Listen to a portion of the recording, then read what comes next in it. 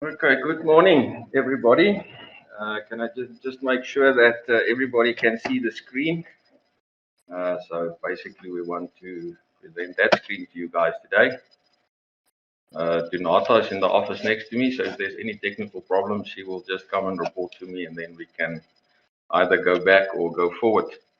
So yeah, the data journey webinar originated from the function that we made live about 2-3 weeks ago of the other debtors module. So we actually just wanted to show you guys how that worked, and then there was a need in the market to actually show you guys a little bit more in terms of existing billing. There's also a couple of people joining us today that's not using our product at the moment. So we thought it would be an ideal day today just to share a little bit of how we actually in D6 Plus handles the whole data journey from the moment a learner arrives in school. So I think just in the poll or in the chat, maybe you can then just indicate there for us whether you're interested in the whole journey or you are actually only here to find out a little bit more about the other debtors module, and then we can align the rest of the day going forward like that. We are in any case going to go through everything, but then you guys can just focus a little bit more on the relevant places. Okay, so the first thing, I just want to give a little bit of credit to our collection partners. Debtors, I think one of the best fundraising projects that any school can do is to actually just collect their debtors. And I think that is the whole aim of today, is to see how can we work together as partners, we as D6 in your software provider. But we also have the likes of Jumping Fox, Milan Poly, Pantheon, EduGrow, TPN, Van der Merwe Incorporated, and Van Velden Duffy. These are people that support us on a monthly basis by getting API access to your data. So it's just a lot easier for you to pass through the data that they need to collect on your behalf. So once we've gone through the system, you will see how easy it is to actually set up any of these.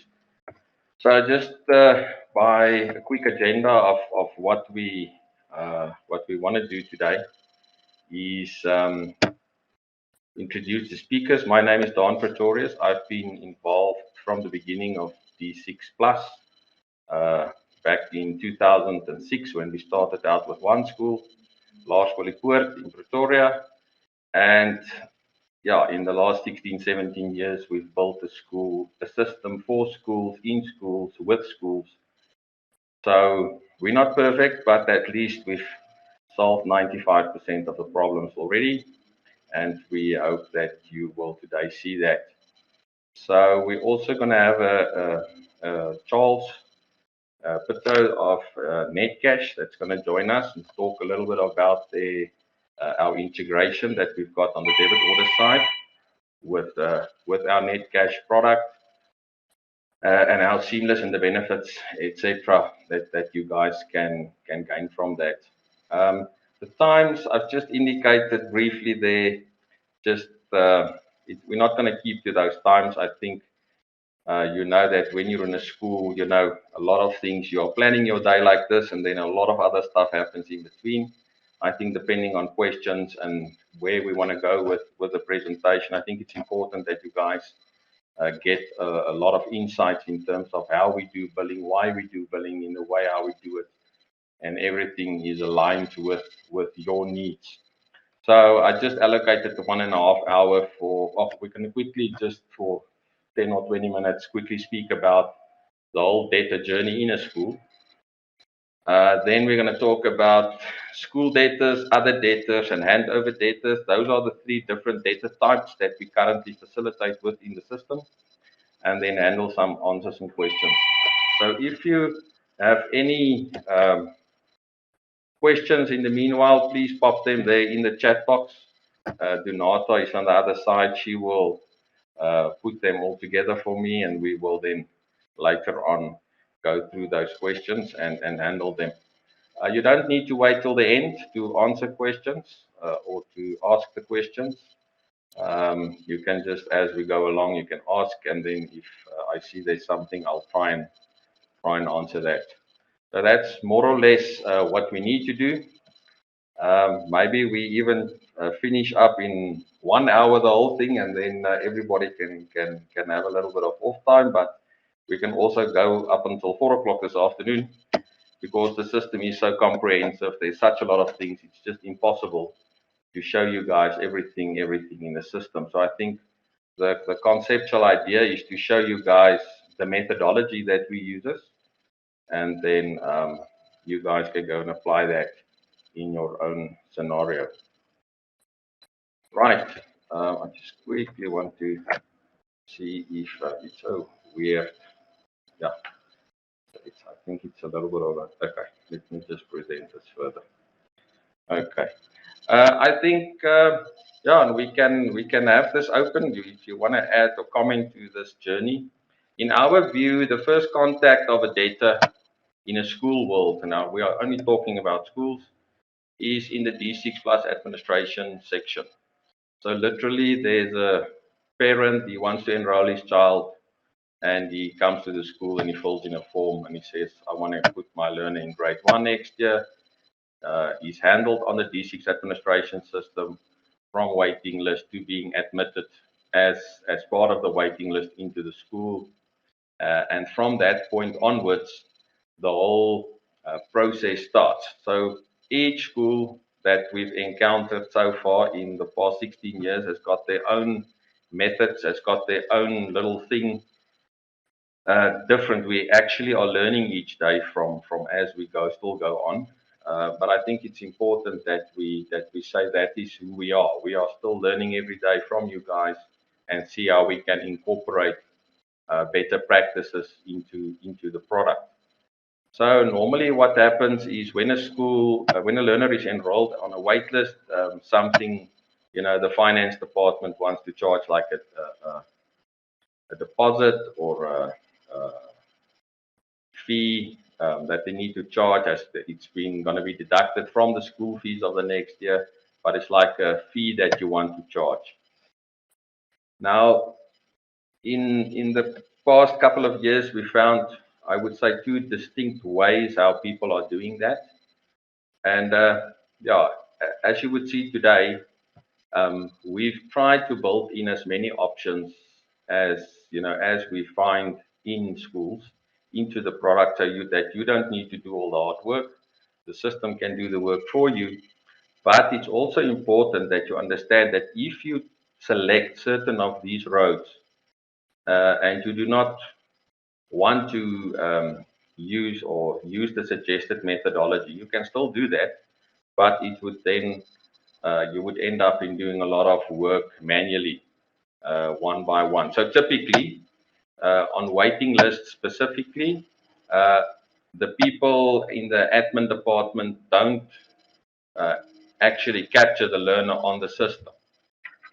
They keep these waiting list learners separately in a little file, and then that is where the first problem starts, because obviously then we don't have a debtor account, but we then say to the learner, you must pay 500 Rand cash. Now, what happens then is there's 500 Rand coming over the counter, there's no debtor number, there's no family code, so we'll just say PT Pochampool, and he paid 500 Rand. So it's like a manual receipt that you would issue. And then from a financial perspective, we would obviously debit the bank account or the undeposited or receipt control account that you've got there at the counter, and we would credit something like income received in advance for 2022. Let's just take this as an example.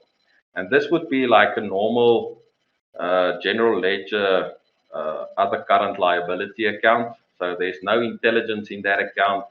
It's just a dumb general ledger account sitting there with the first entry in. Now, if you're a big school, you would end up with 200, 300 of those deposits into that general ledger account, which then in the beginning of January of the next year, you would then have to manually, one by one, take that money again out of the balance sheet account and move it across to the debtors account.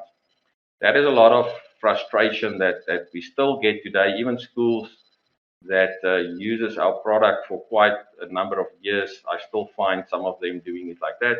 I don't know why. Maybe they just they are hard workers and they really want to do a little bit of hard work, so that's fine. The second option that you could do is to actually have your admin department create the learner on the waiting list itself uh, in the system, so it doesn't affect your current class lists and etc. But automatically the system will allocate a data number for it. Then when you receive money, you don't have to type in PT Poppenpoel's name. You literally just select the family code. It's a new family code if there's no siblings. Doesn't matter, but that is an intelligent general ledger account. So that money will automatically remain in what we call an income received in advance account. And then when the 1st of January 2022 arrives, the system automatically moves that money back to your debtor account. So that is what we call with a little bit of intelligence. And then also on the other hand, if you have your waiting list people or learners captured on the system, they form part of your class grouping process so that they can say this learner goes in class A, B, C, D, or E. I think at the end of the day, what D6 Plus is, it's an process-driven integrated solution. So we're not only concerned about the debits and the credits, we're concerned about how quickly and how easily can you do the transactions correctly as part of a process. Right, so that's basically first contact is a waiting list learner, or it can be a new learner that enrolls now and you put him in a class and you just bill him from there directly through the system. The second step is basically billing. So there we're going to ask for money. So there's different ways how you can do that. We're going to elaborate a little bit on that in terms of the school data side just on the next slides.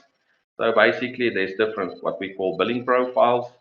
So you can create a profile for 10, 11 or 12 months. You can create one for your grade R's. Normally those prices are higher. We tend to find that the high schools, they have a separate option for the grade 12s over 9 months, and then the rest of the school, the grade 8 to 11s, are over a period of 11 months. So all of that functionality is we're going to show you that the system can facilitate that for you. The system also facilitates ad hoc billing. So you can say we've got a little project and all the grade 4s must attend the session. Now with COVID, that declined quite a lot, but the functionality is there. And then there's automated reporting in terms of who has paid, who hasn't paid. And then I think the key thing there is the integration with the receipting. If we move to the next step, the receipting side is how easily is it for you to tick off a learner that he has paid. So normally, a lot of the new schools that we sign up, they normally do these reconciliations in something like Excel, where they've got this class list, and as they paid, the admin and the finance department, they've got these recons and they tick them off on this list, and eventually it happens. With D6 Plus, this is a totally automated solution, specifically on the projects with our D6 Connect pay functionality with a wallet inside the D6 Connect app. And then also, when we're looking at something like debit orders, who has rejected, who hasn't, who was successful, etc. That whole process is automated, although debit orders can only be facilitated for the billing options, not for the projects at this point in time.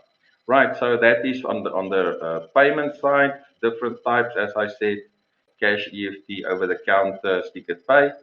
Then basically, if the debtor pays his money, there's no issue. You just send him a statement. You finish with him. Done and dusted. Thank you very much, and the process is finished. If the debtor does not pay his account, there's different options for keeping notes. Um, um, We can capture promise to pays or debtor notes, just the guys emailing you and saying, listen, sorry, I can't pay you this month. You can capture that and put it on his record or on his file. And, that's a continuous process going forth. You can also capture promise to pay, so you can load 60 promise to pays in advance, and even load debit orders on promise to pays going forward.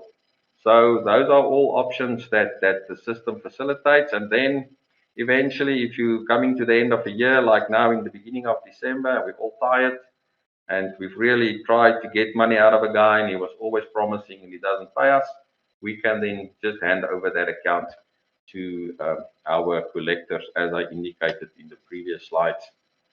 Schools can also create their own collectors, so they don't have to use the D6 partner collectors. They can set up their own. So if they've got a local attorney in town that is doing their collection for them, they just create them in the system as a collector, and they can hand over the various accounts. These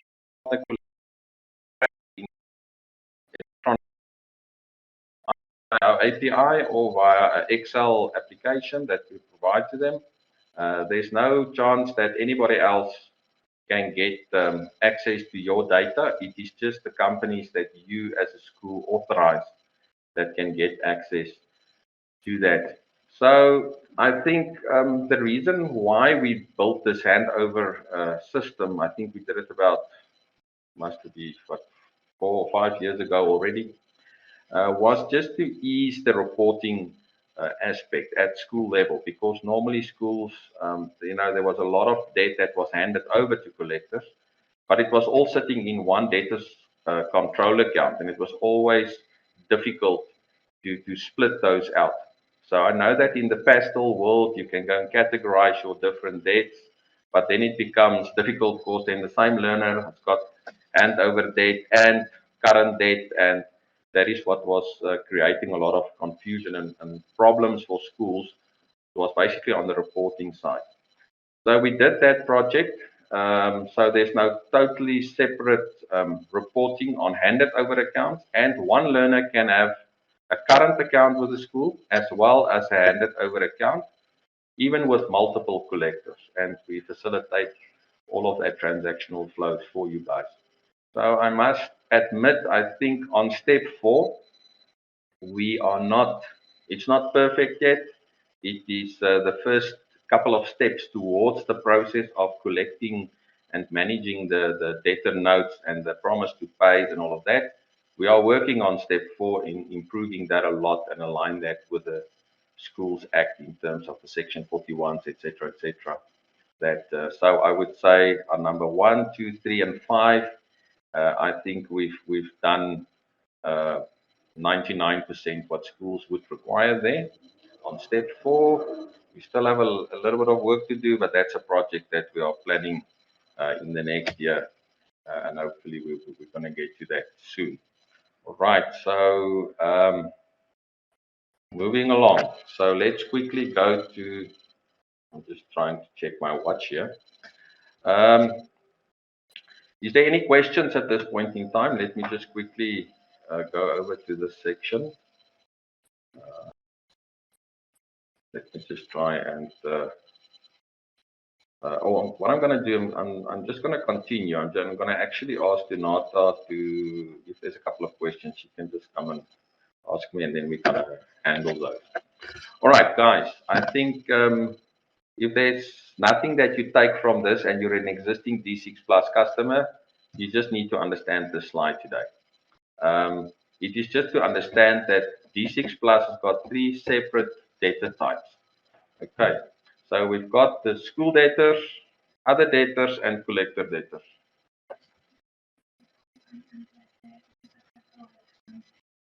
All right. I've just been advised that some of our support staff are actually busy answering the questions on the polls or on the chats. So thank you, Almarie, for that. Just go and check there if you see a question that you want to answer for or need an answer. Just Almarie is busy with that. So I'm just going to continue.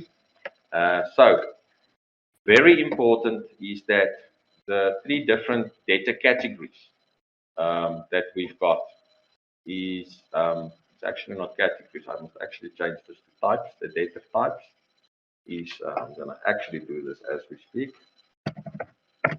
All right.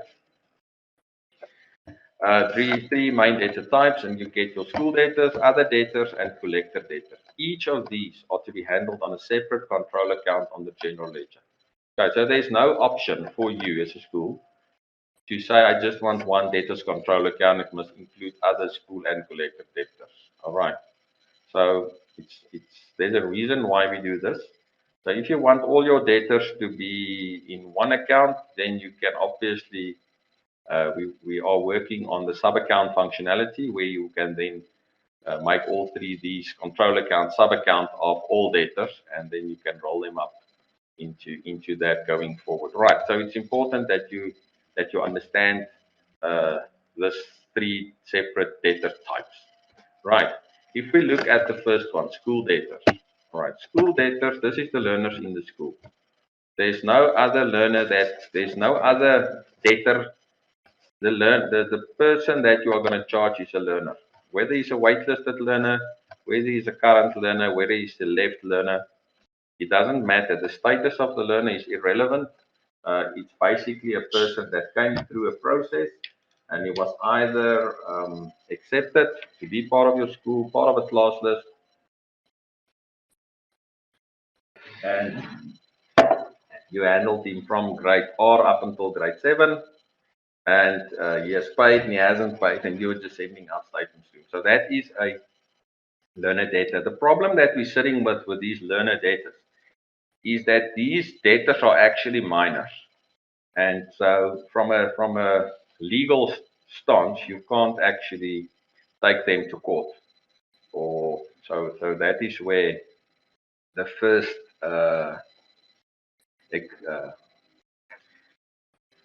conundrum starts. It's the person that owes you money, you can't take him to court. So that is where the Schools Act comes in, and the Schools Act is saying, but listen, the parent and both the biological parents must pay, etc., etc.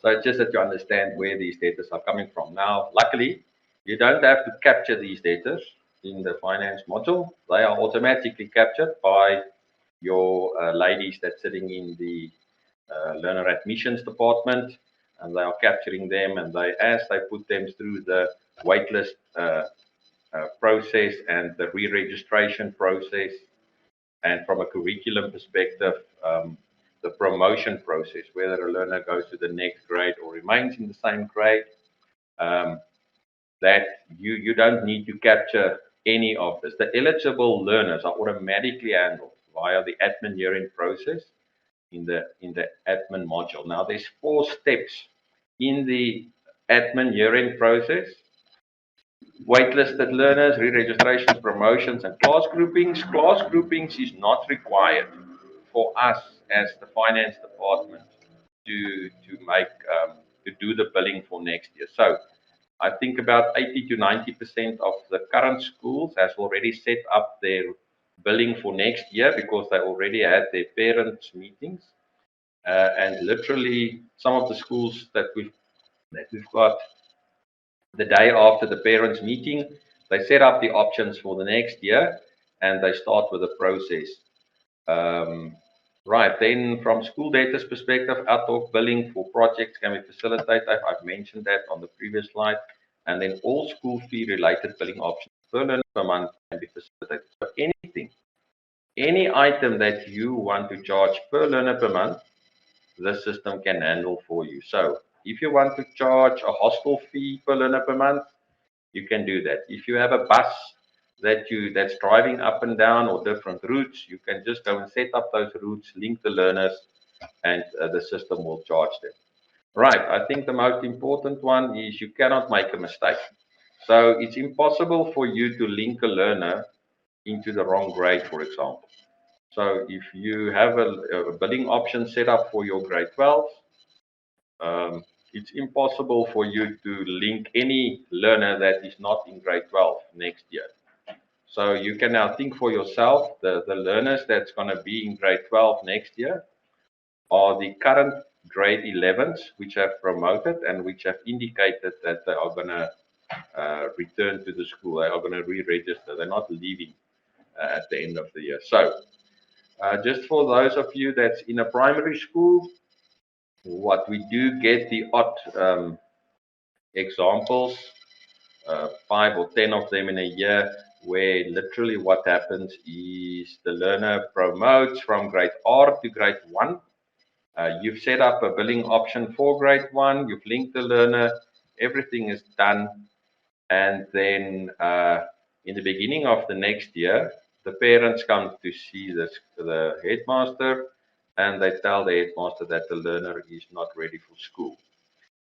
For grade 1, he needs to go back to grade R. Your admissions lady will then go and say, change this learner from grade 1 to grade R and put him in a class, and they will save the learner. But then you as a finance person will get a task in the system saying there's one learner whose billing option is linked to an incorrect grade. So even though you may make let's call it a small mistake, it's not your mistake, it's just the way how the system and the process works.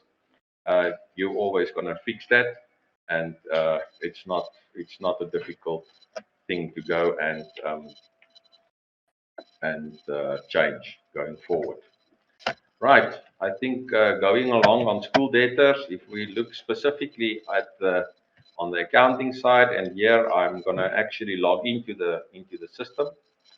The first thing that we need to understand is that from that control account, you remember the first slide I said they must be handled on a separate control account, each one of them. School debtors is still run on what we still used to call a profile control account. We haven't changed it yet. It's a project that we've got up and coming. But if you want to go and create a control account for school debtors, you would have to create a profile control account in the general ledger. Now, what I'm going to do, I'm just quickly going to log into the system. Just here. Sorry, I only can I just confirm that everybody can still see my screen.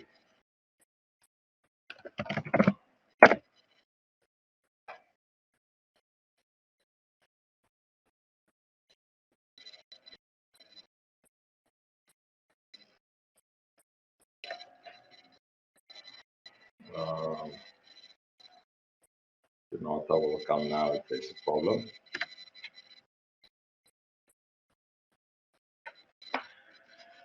Okay, so I think just for those of you that haven't worked with our system, this is basically the screen that you would see in the morning when you log in. You get a lot of tasks, different tasks, admin, code of conduct. There's our finance tasks.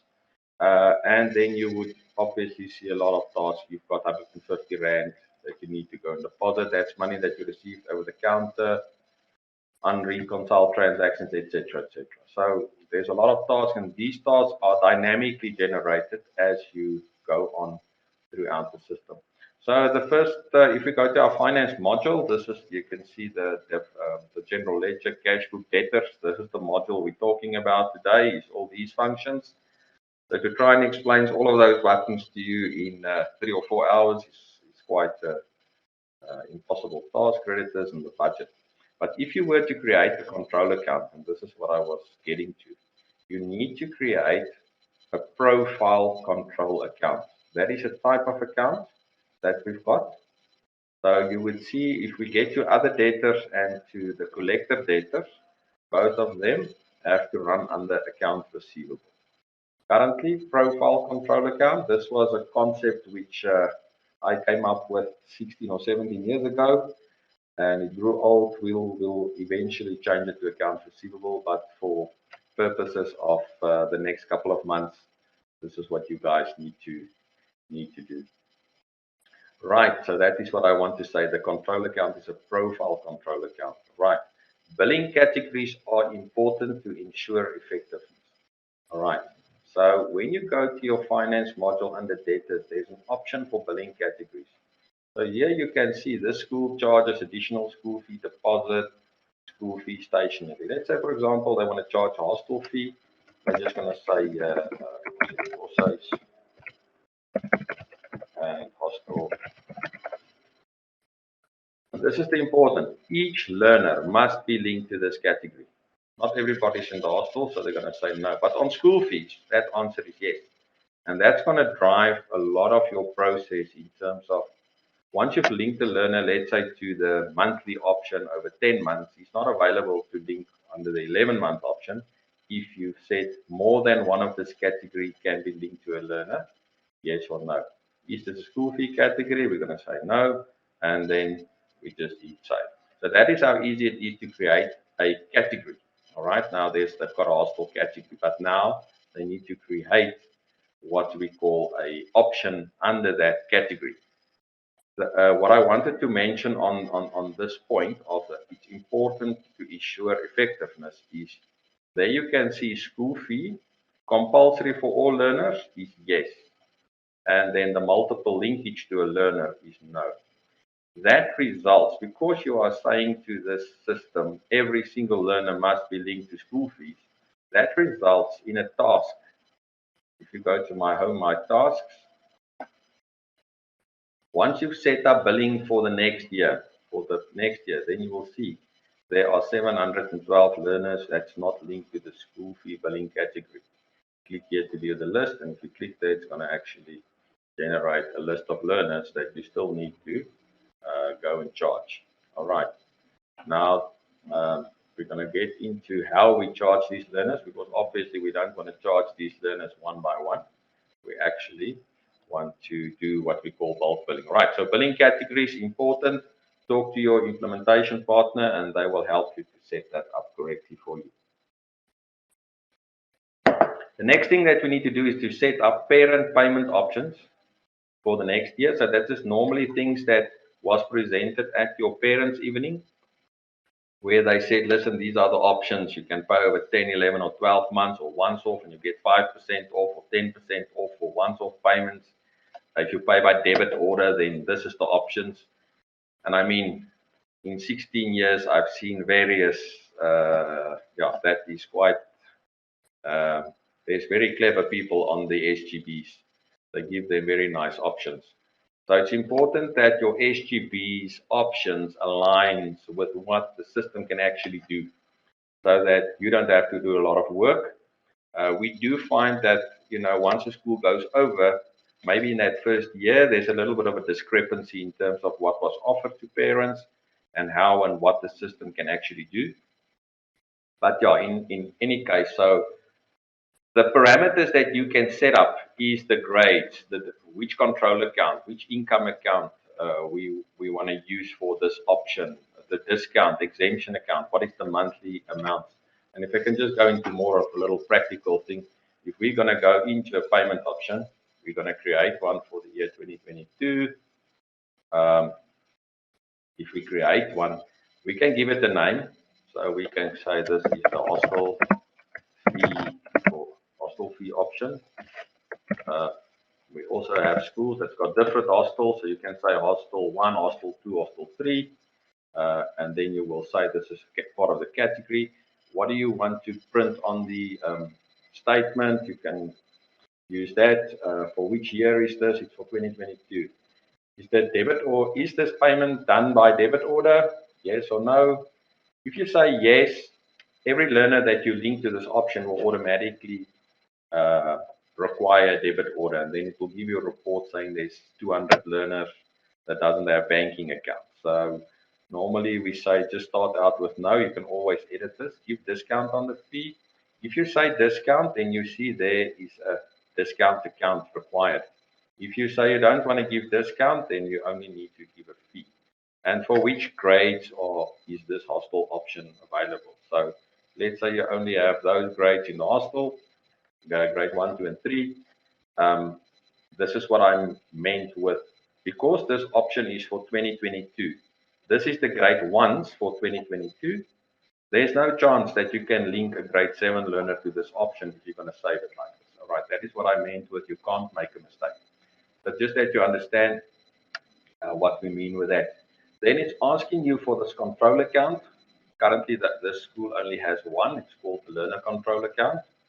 And then which is the income account where you want this billing to happen. And then here we're going to choose the hostel income account or whatever. I don't think they've got one, but I think it's just conceptual. Then we're going to say, okay, it's 11,000 Rand and we're going to charge it over 11 months. So it's 1,000 Rand a month. If you were to say that you want to give a discount, yes, we need to give the discount account. So that would be discount on school fees and on hostel fees. And then you can say the guy gets 250 Rand or whatever. Um, so this is typically what schools do is they create school fee, hostel once-off payers, hostel monthly, hostel grade 12, etc., depending on the needs. Now, the nice thing about this is once we hit save here, all right, it's going to give me the list of all the eligible learners. So this is grade 1, 2, and 3 learners which have re-registered, and we know that they're going to be in grade 1, 2, or 3 next year. Plus, it's all waitlisted learners that has been accepted. All right. So this is a list of learners, and then there's various options to choose them quickly.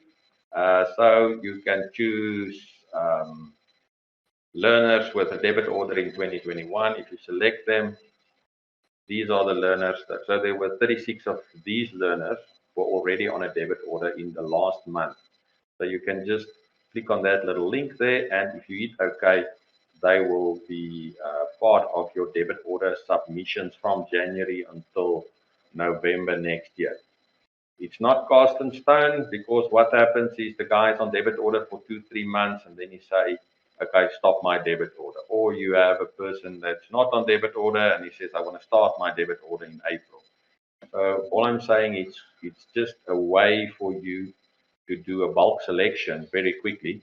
So there's that option. Then the other options that we've got is we've got schools that say they charge the first learner more. The second learner, they give more discount. The third learner more, and fifth.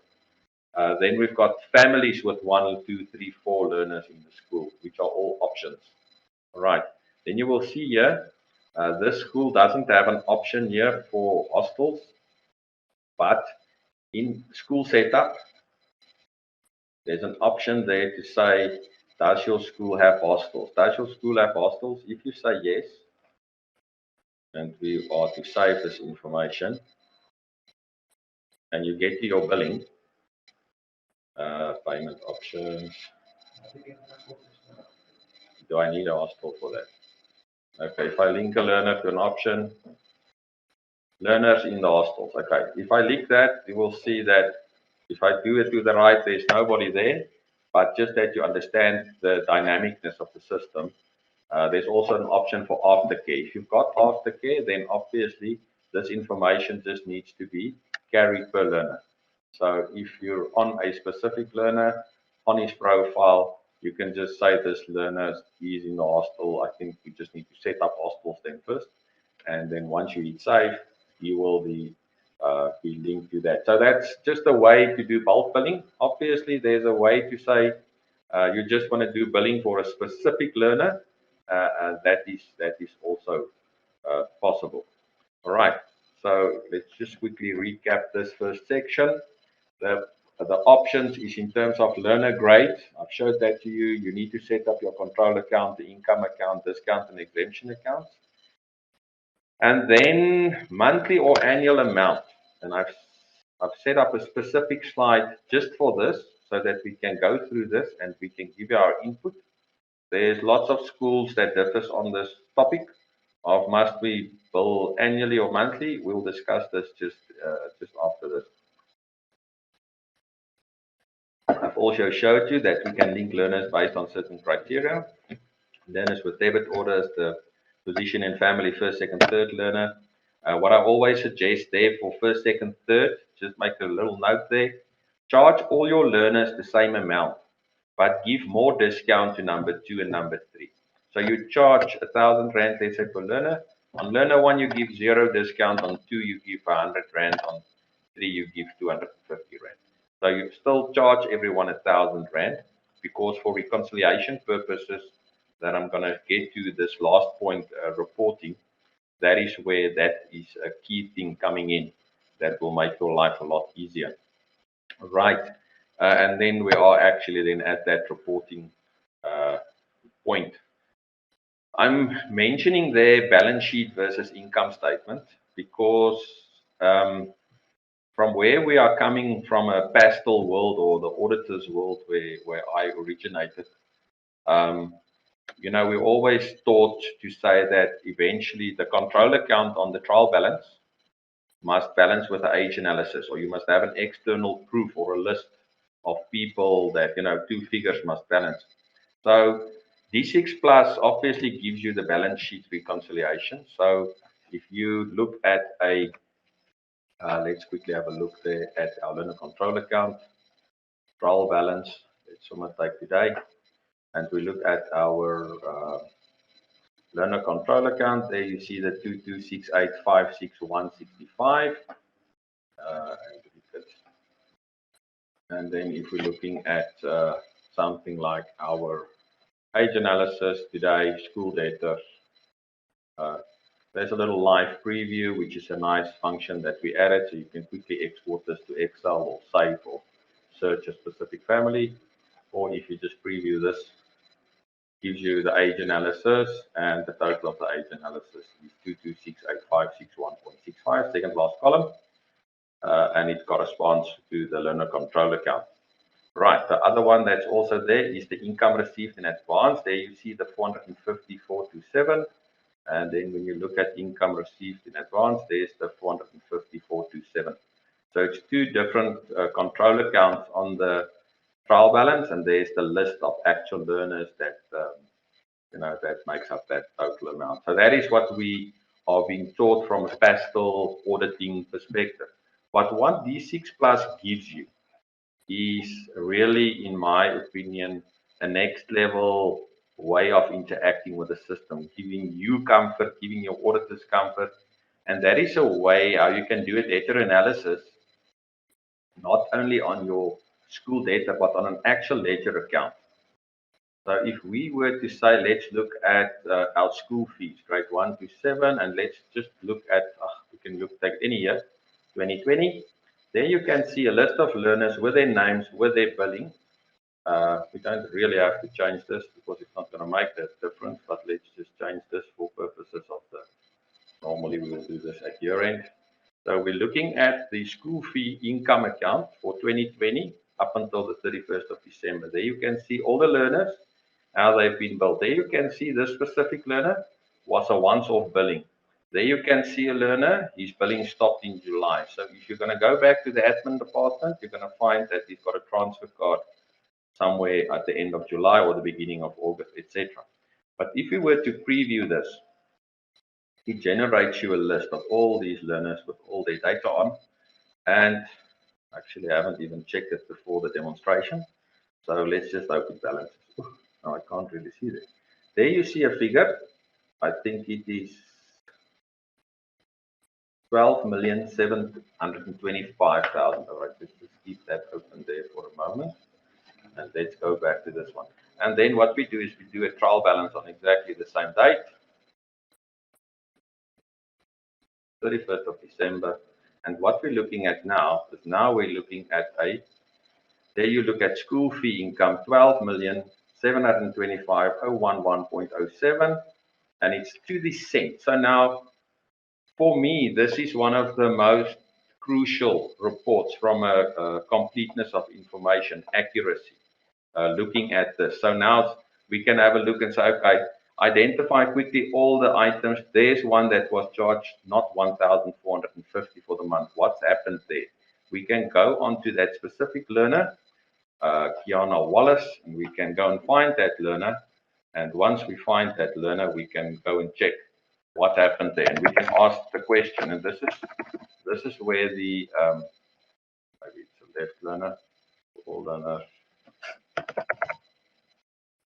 Wallace, and if we edit the learner on the third screen, there you can see in 2020, there's an option there, and there was 372 Rand in August that was charged. There was also 2 debit orders that rejected in September and October. If they were successful, they would be green.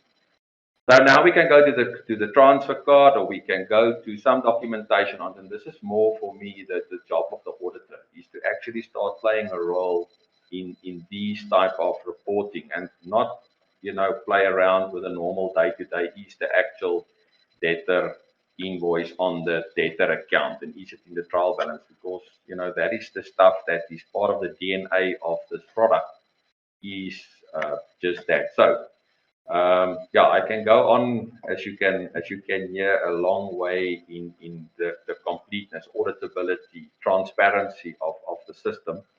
But let's just quickly have a look here. For me, it was important to just show you reporting from a balance sheet perspective versus the income statement, and even on all of your billing accounts. Let me just quickly show you there. Let me just quickly check my time. Otherwise, I normally tend to just run over. It's 20 past 10. I'm still busy. Okay, I'm still within the limit. So all of the accounts that is set up in this payment option. So we're talking about the balance sheet account, the income, the discount, and the exemption account can be analyzed like this. So in your reports, finance, debtor analysis, we can analyze a debtor account, and there's all those accounts. So even the exemption account is something that we can say, let's analyze quickly again, 2020, and show learners with a zero, which is going to say no. And there's all your exemptions that were given. And if we look at this report, we're going to get a total amount of, just open this a little bit, 1,596,000. And there's various other reports to check this. If we go, this was what, 596. If we do this again for 2020, December 31, and we look at our school fee exemptions, where's the school fee exemptions? There's the 1596039. We also have a little report, the exemption application. I'm sure all of you are familiar with this one for the Department of Education, where you need to give them all this information, how many days and the percentages and all of this stuff. So we generate literally the application for the compensation of school fees. There you've got all your information with the report in the format, how it is. And then when you look at that total, there you see is the 1596039. So at the end of the day, it's part of the DNA of how these transactions are posted. And when you're coming from a pastel world, you might ask, but how is that possible? And the reason how that's possible is we don't allow you to process any non-debtor transaction on those accounts. So literally these billing accounts that we set up here in these payment options, all of them, even though it's an income statement account, are all handled as what we call system accounts. You cannot do a journal on school fee grade 1 to 7. It's impossible. If you want to do a journal, you give a learner a transfer card, or you enter a learner, or whatever. There's no chance for you to, to just put in a journal then. At the end of the day, actually in the beginning when we started with this functionalities, the schools were really cross with me. But they eventually, it was about 2 or 3 months of fighting, and then after that they started seeing the value. And I think at the end of the day, that's what it's all about, is to understand the market, understand what the needs of the market is, and putting that into a product that could take the schools to the next level. Right, so that was basically on my school on the reporting side. All right, let's quickly talk then to the option of monthly or annual billing setup. Maybe you can put a little poll in there, Donato or Elmarie, just ask the people whether they are billing monthly or annually. So I'm going to give you my 2 cents worth. Every school can still do what they want. But in my 16, 17 years of experience, this is what I came up with, monthly. It's easy to set up the various options for 10, 11, 12-month options. Like you've seen on that screen, if I say 11, there's 1,000 Rand in every month. If I say 10, there's 1,000 Rand in 10 months. And if I say 12 months, there's R1,000 in all of that. If you were to say that option, then in January you would have to load 10 and 11 and 12,000, three different options there. Right. No manual calculations needed when a learner leaves the school. So if a learner asks for a transfer card at the end of term 2, and the admin people say transfer out transfer card, the system automatically stops all billing from term 3 and 4 for all the months in after the transfer date. Automatically, the system handles that for you. No manual calculations needed when a new learner enrolls. So if a learner is coming to the school in term 3, the system can only bill him from term 3 until the end of the year. And that's a totally automated process. Like that, 372 Rand, which was an override, which you guys saw there. You as a user can still override that information, but obviously through the audit logs and all these reports that we've got, those small little things are going to be picked up through other processes that we've got. Right, and it's a once-off setup. So even though you've set up the profile per month, you don't have to bill per month. You set up the profile, you link a learner, and in the back end, the system will literally do 12 invoices for the learner.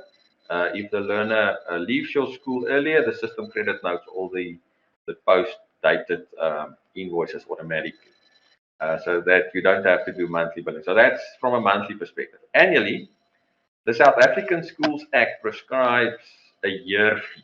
All right. And I think that's where a lot of schools are misinterpreting that this fee has to be charged in a single month. Okay. I've got a lot of customers that I can refer you guys to. First year that they started, they kept on saying, no, they want to keep with their annual fee. They were used to it, the 500 werk, all of that stuff. And then 1 year later, they changed. Okay, so I think the important thing is we don't want you to change the things that you're comfortable with. My work is just to give you the options. So if it's a manual calculation is needed when a learner leaves the school, because there's no invoices in July up until November, if a learner leaves at the end of June, the system can't put credit notes against zero invoices, so it's just going to bill him. So you have to manually, go and fix that. It's difficult. There's manual calculations needed when a new learner enrolls, because if he enrolls, then he says, okay, how much must I charge him? If you link him to the profile, it's zero. You have to calculate it manually. Then also, your age analysis becomes totally obsolete or useless when you do annual billing in the beginning of January, because then after month 3 and 4, everybody is 180 days outstanding or 120 days plus.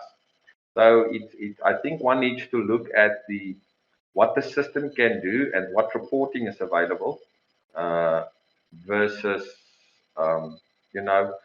applying. And we're not saying that you don't have to look at legislation. It's important, but I think it needs to be interpreted to say, if I charge a learner, if he talks about a year fee, and he leaves in the middle of the year and I give him credit, then surely it's not a year fee. It's a portion of the year that we're going to charge him for. So I just wanted to give you this little bit of background. You can go and think yourself a little bit on it. We obviously recommend monthly billing, but if you don't agree, please continue with the annual stuff. It's not a problem. We do have schools that have both, where they've got an annual option plus they've got a monthly option. The problem with those options are just, the person say that he's going to take the annual option. He wants to get the discount of 500 Rand before the end of February, but then he doesn't pay you. You have to go and take him off from that, etc., etc. So all kinds of things to happen and a couple of things to think about. Right, I just wanted to put in that little slide there. Right, and then we're now getting to, and that is basically a little bit of the billing side of things. I actually wanted to show you guys a little bit more of the whole admin year-end process How that works with waitlisted learners and promotions, maybe in the chat you can just indicate there quickly whether you would want to see that, or whether billing per se has been handled as per your requirements. Then we can just, after this receiving money and after Charles has spoken to us a little bit on the debit orders, we can then maybe go into a little bit of in-depth onto that. Right, so I think we're now basically at the second step, or the third step, I think, was the receiving of money.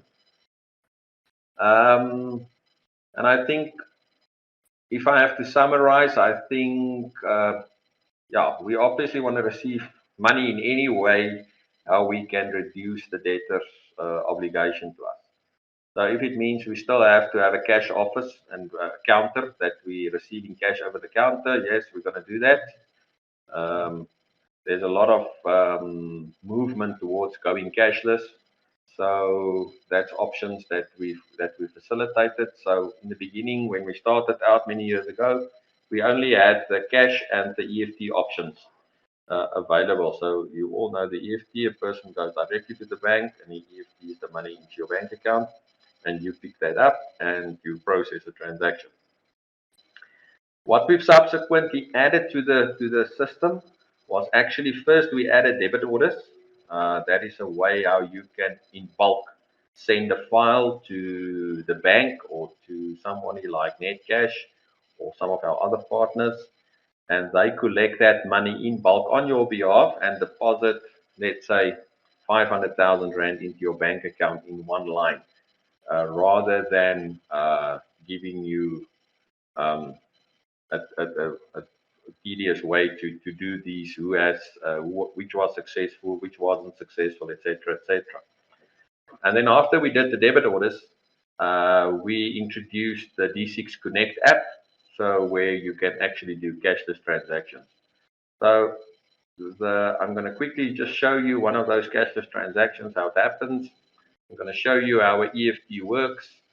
And then I'm going to hand over to Charles to just speak to us a little bit on the debit order offering of Netcash and how it works, etc. You can give a lot of more of that.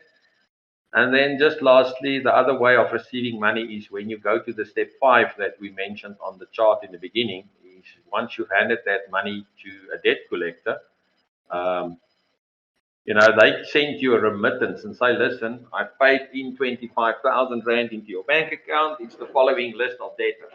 And, obviously there's different ways to capture. You don't want to do 100 receipts. You just want to do one receipt for the 25,000 Rand and allocate the various costs and the collection costs and legal fees and things within that single transaction. So we'll get to that a little bit later when we get to the handover section. So I'm not going to handle cash and over the counter. That's normal money. I'm going to quickly have a look at how do we actually receive money on a bank deposit, an EFT. So let's quickly have a look at how that works in our system. So we can actually do the cash receipt as well. So if you are sitting in the cash collection office at the school, okay, let's just see what's happening here. Okay, there is the receipts for November 2021, and let's say we want to add a new receipt. Right, there's different types of receipts that we can do. You can have your collectors, a debit order receipt, a school debtor receipt, a direct receipt, a project or a register class receipt. For now, we're just going to do the school debtor receipt. All right, and we're going to go to a person that hopefully owes us a little bit of money.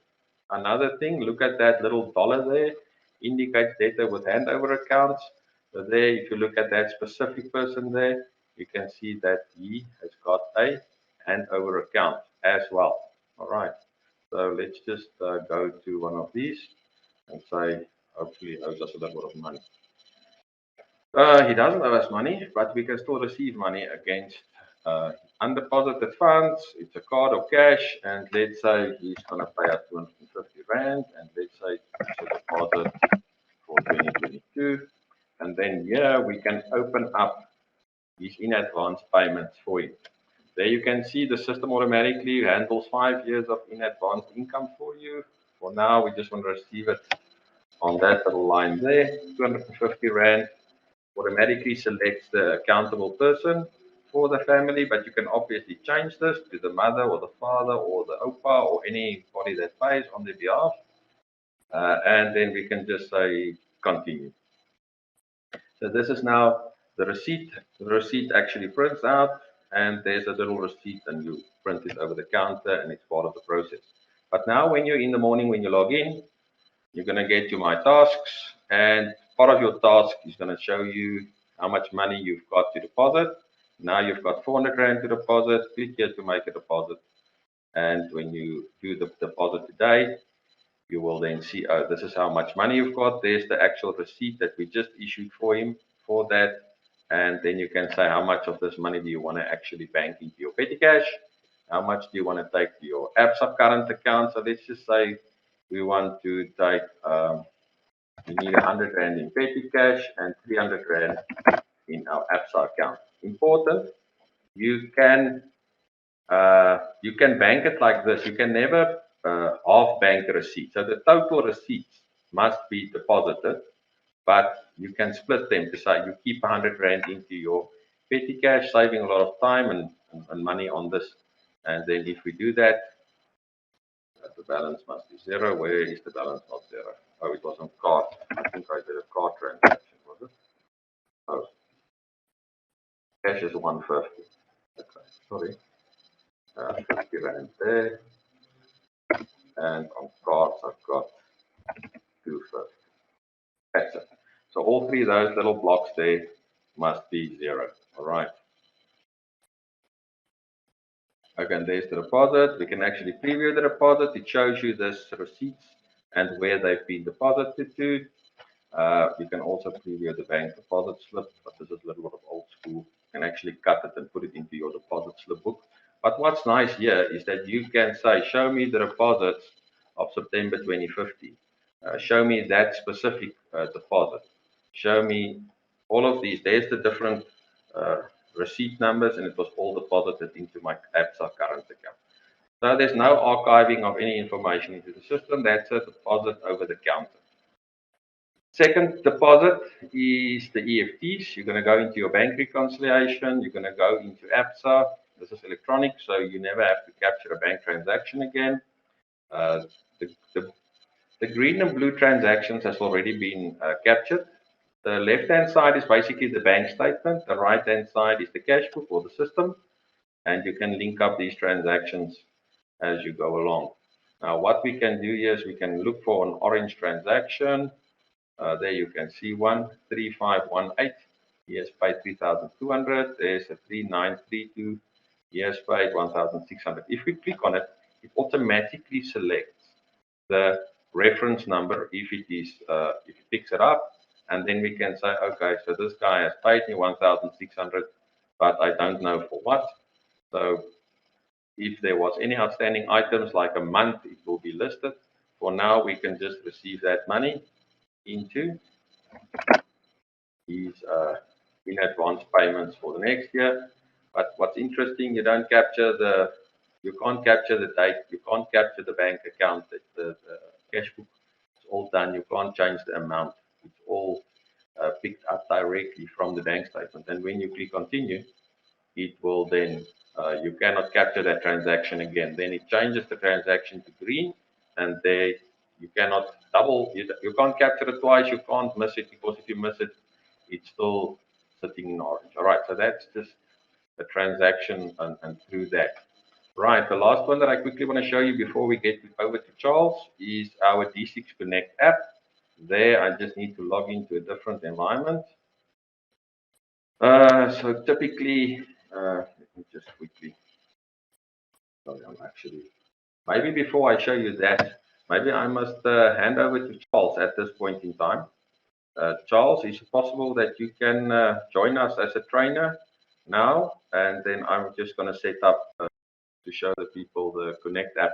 Then you can maybe just enlighten us on the net cash offering to our schools. Thanks, Charles. Hi, Don. Morning. So morning, everybody. Really glad to be with you guys today. Real privilege to be part of the D6 webinar. I know it's been a long year. We're heading towards the end of the year, and I'm sure everyone's had some tough challenges this year with COVID and everything that's going on.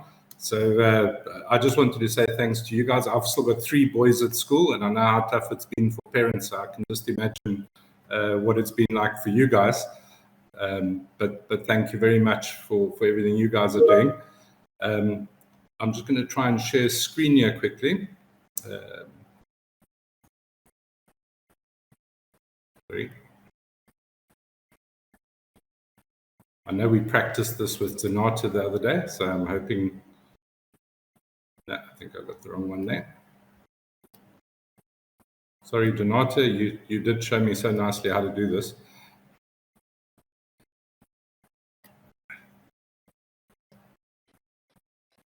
Don't worry, we're patiently waiting to see what you've got there as well. I seem to be sharing the.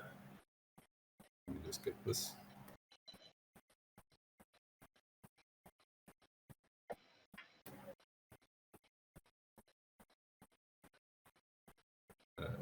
Tab.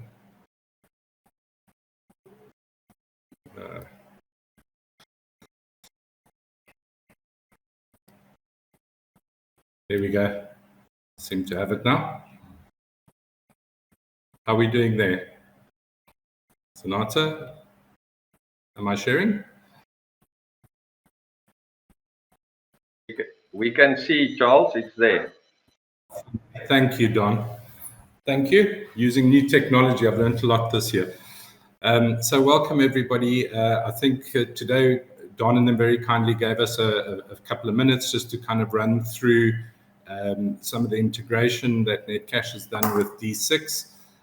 So I've got a short presentation, really just going to run through a couple of points with you guys. Netcash was established in 2003, so been going for about 18 years. We registered as a third-party payments provider and a systems operator with the Payments Association of South Africa. And when we originally started, we started purely as a collections or debit order processing company. But as you're going to see in the presentation, we've done quite over the years, we've added a lot of collection and payment services to our service offering. I'm going to touch a little bit on the integration with D6 and some of the value that we believe.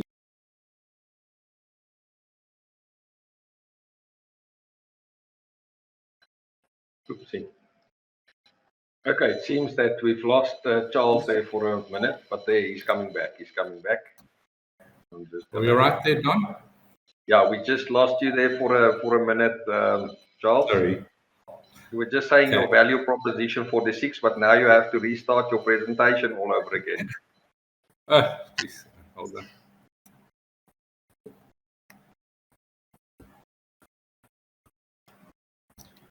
Okay.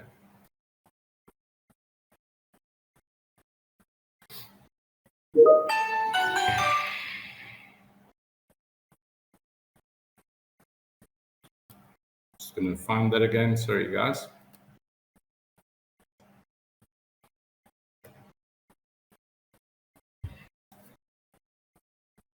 Let me know if you're all good there, Don. It's 100%. You can go again, Charles. Thank you, guys. Sorry, apologies for that. Then I'm just going to touch on the integration we've done with D6 as far as the automation of the debit order collections are concerned. And then just the special offer we've put together for all the D6 clients. And if there's any questions you guys have, maybe to pop them in the chat, and then we can answer those for you straight afterwards. So, guys, how we got to speak to D6 originally, and we've literally been speaking to them for a good couple of years, because one of the things that we've done as a payments business, and we've realized that if you look at most software vendors in the market, they're either very specialist software vendors like vertical market school management software, or security company management, or gym management software. And and then more broader ERP, accounting, and payroll systems. And what we realized is that the payments ecosystem was always a very separate ecosystem to where they did their work and their daily kind of operations. And we've literally spent the last kind of 12, 13 years engaging with what we believe are kind of best of breed software vendors. And we certainly see D6 as one of those software vendors in the industry. And what we try to do in the integration, or how we do the integration with them, is really to kind of follow a transaction from where it originates. And in your case would be in the D6 plus finance module, how it gets moved into the payments ecosystem, and then how we can take the results of those transactions and move it back into that D6 environment so that it can auto receipt and allocate and reconcile the transactions. So we spend a lot of time scoping it with the software vendor. And then what we try and do over time, and we kind of picked Debit Orders as a starting point, but hopefully over time we can expand those services and automate some more processes and payment processes that you guys would possibly already make use of. So today I'm just going to touch on what we've done with D6 as far as Debit Orders are concerned. As you see, I kind of represent the transaction life cycle in this picture, and the transaction in your case would always originate within the D6 finance module.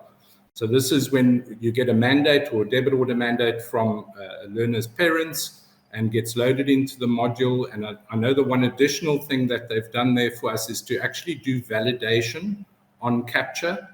And the validation is an algorithm that just checks that we've got the correct format for that bank account in order to process the debit order at a later stage. And it's quite important, because if the validation isn't done at captured, what we often find is when a file gets uploaded into a banking system or a third-party processor system, it rejects it on load. So we're trying to make sure that you have the correct data within your system before we actually even receive an instruction to process something. So from within D6, you have the ability that once you get to whichever debit order dates you've provided as available, to be able to click a link on that, and it generates a debit order file with all the instructions, connects with Netcash in the background, encrypts the data, and sends the file in a nice secure method to us, which we then receive, and the batch is automatically created on the Netcash account. It would send you a notification to say that the batch is correct. So the person who's operating and sending up the batch, and potentially the person that's approving or authorizing the batch, may be different people. So we've split those two steps. You'd get a notification and a request to come and authorize the batch on the system, which would then run on the relevant action date. Remember, the Netcash account is an online account, so whatever's happening within your D6 module is replicated on your Netcash account, and you can view it at any time. So any transactions that are being processed, any rejected or unpaid or unsuccessful transactions, will get updated on the statement on a daily basis every morning. And then once that statement is correct, prepared and ready, D6 calls us every single morning, pulls the statement back into the D6 environment, and then starts allocating and receipting the individual debit orders, irrelevant of when they were processed. So really, from adding data into the D6 module to allocation and receipting, currently a fully automated process, and a really nice process at that. So just maybe a little bit broader on the Netcash account. It is an online account, very much like an internet banking type system. And really what I've done here is just kind of shown all the services that are currently available on that account. So even though we only integrated for debit orders with D6, all of these other services, things like payment request links and QR code payments, salary and creditor payments, and e-commerce environment and the e-commerce gateway, all available on the same Netcash account. So we've really just tied up all the kind of best of breed services in the market and just presented them all in a single environment for you guys. The reason I show this is because part of the offer that we've made available to all the D6 clients is that from today until the end of September, all the monthly modular fees for all of these services have been waived. We'd like to encourage people to possibly test some of them and try some of them out. And then from October, just keep any services that you may want to continue using active. What I have asked Nata and Debtor to do is to provide you guys straight after this just with a full net cash overview of all the services we do offer and the pricing. Also asked if they could just share a link with you. We've set up a contact page. If anybody's interested to inquire more about the services, there'll be a link available for you guys just to put in a contact page, and then Debtor will be contacting you to answer any questions you may have. I've provided his details there if anybody wants to contact him directly, but Debtor has really been assigned to D6 to ensure that any inquiries coming from D6 customers, he will engage with you directly and assist with any onboarding or training should you decide to go ahead. So that's a very short version. I know Don and them have got a lot of other stuff to go through, but that's in a nutshell what we've done. I just want to thank Don and his team for allowing us to do this integration with them, and thank you once again for the opportunity. I don't know if there's any questions. If Debtor, I don't know if you're online and if there's any questions in the chat.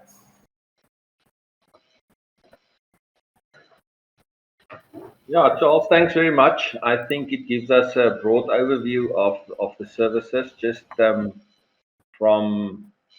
the perspective of, I know that some of you that uses the sticker integration, the D6 Connect payments, the Netcash solution works very similarly. So we basically create a new cashbook account for you, and we automatically call Netcash every morning. I think it's at 10 o'clock. We just call them, and as the transactions comes in, we literally automatically issue receipts. And if the debit order was rejected, we process the receipt and we do the rejection transaction as well. So I think in terms of Netcash, I think there's still 2 or 3 small little enhancements that we can do, but I think for 99% of the transactions is fully automated. And I think we've been running since, when was this live? I think it was March. I think so, yeah. I think if there were any issues, they've probably been ironed out by now. Yeah. So no, but thank you very much, Charles, for you guys always being professional, and we want to associate with people that can help our schools go to the next level, especially on the collection side, because I think that is where it's a major headache for schools, and we always are looking for partners to make this journey easier for the school. So thanks very much. We appreciate it. Thanks for the opportunity, guys. All right. Thank you. Okay, so I now need to find a way to share my screen again. Oh, I'm waiting for Donata. She needs to authorize me again.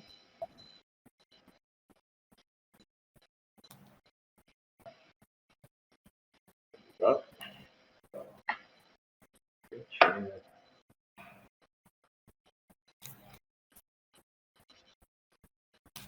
All right, can you guys see my screen again?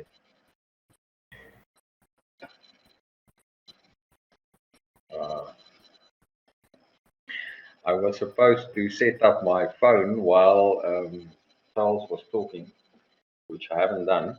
So I'm just quickly going to do that. If you guys can just give me a second, I just want to see which network is fixed. Just want to see quickly.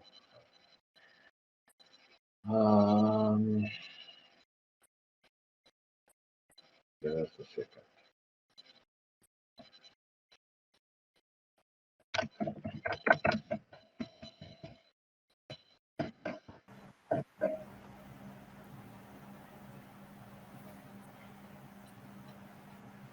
Okay, can you guys see my screen? Shoot. Let me just make sure. Yeah. All right. Basically, if we're gonna go to D6 Connect,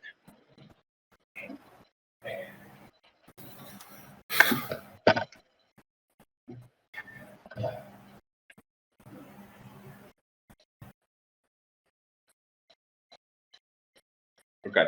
So for those of you that's familiar with the app, obviously I don't need to explain anything. For those of you that's new, this is the D6 School Communicator on the integrated module. So it does exactly what the old Blue School Communicator did. This one is just integrated with the ERP platform with the school system that I just explained. We also have the news, and we've got the calendar, and we've got the resources. All of those information is still the same. But what happened if I go to news? Then you will see there's a little payment card. So you can, for example, see my child's name is Kari for Mark. I still owe 500 Rand. And if I go to this little, just need to find this. Let me have a look here. Kari for Mark, my learner. And then you will see in the billing screen that there's the aftercare 500 Rand that I'm still owed. So basically, when we look at the payment option here for aftercare, let me have a look here. I hope Kari is here. One of the key things here, when you've enabled the cashless or the D6 Connect payments inside the system, then there's an extra question that will be asked. Cashless payments via the D6 Connect app, yes or no? Show as a news feed. That means this little, sorry, let me just open this app. Hello. There you go. Newsfeed means as a payment card. It's literally creating that little D6 500 Rand card there, and then send a push notification. So literally the moment when you link a learner on this option and you hit save, so you all will now see this is the setup that we've done, but with the extra questions of D6 Connect, there's all the options that we've created. There's the options per month, and once you hit save, then it will automatically send these payment cards. Now it will start in January and it will send me the payment card. And as I pay them, then the next card will be sent if it is still outstanding. So what I mean with that is the following. So let's say, for example, you can see there that I still owe, I'm now only paying September. Literally what the parent will do is you will click on that little item. You will see, okay, I need to pay 500. Obviously, you can do a partial payment, 400. I'm not going to do that now, just that you see the parent is going to hit proceed to pay. Now it's going to try and find my wallet. I've got 10,000 Rand. This is play money. That's why I've got such a lot of money. And now I can just say pay now. And this is the experience for the parent.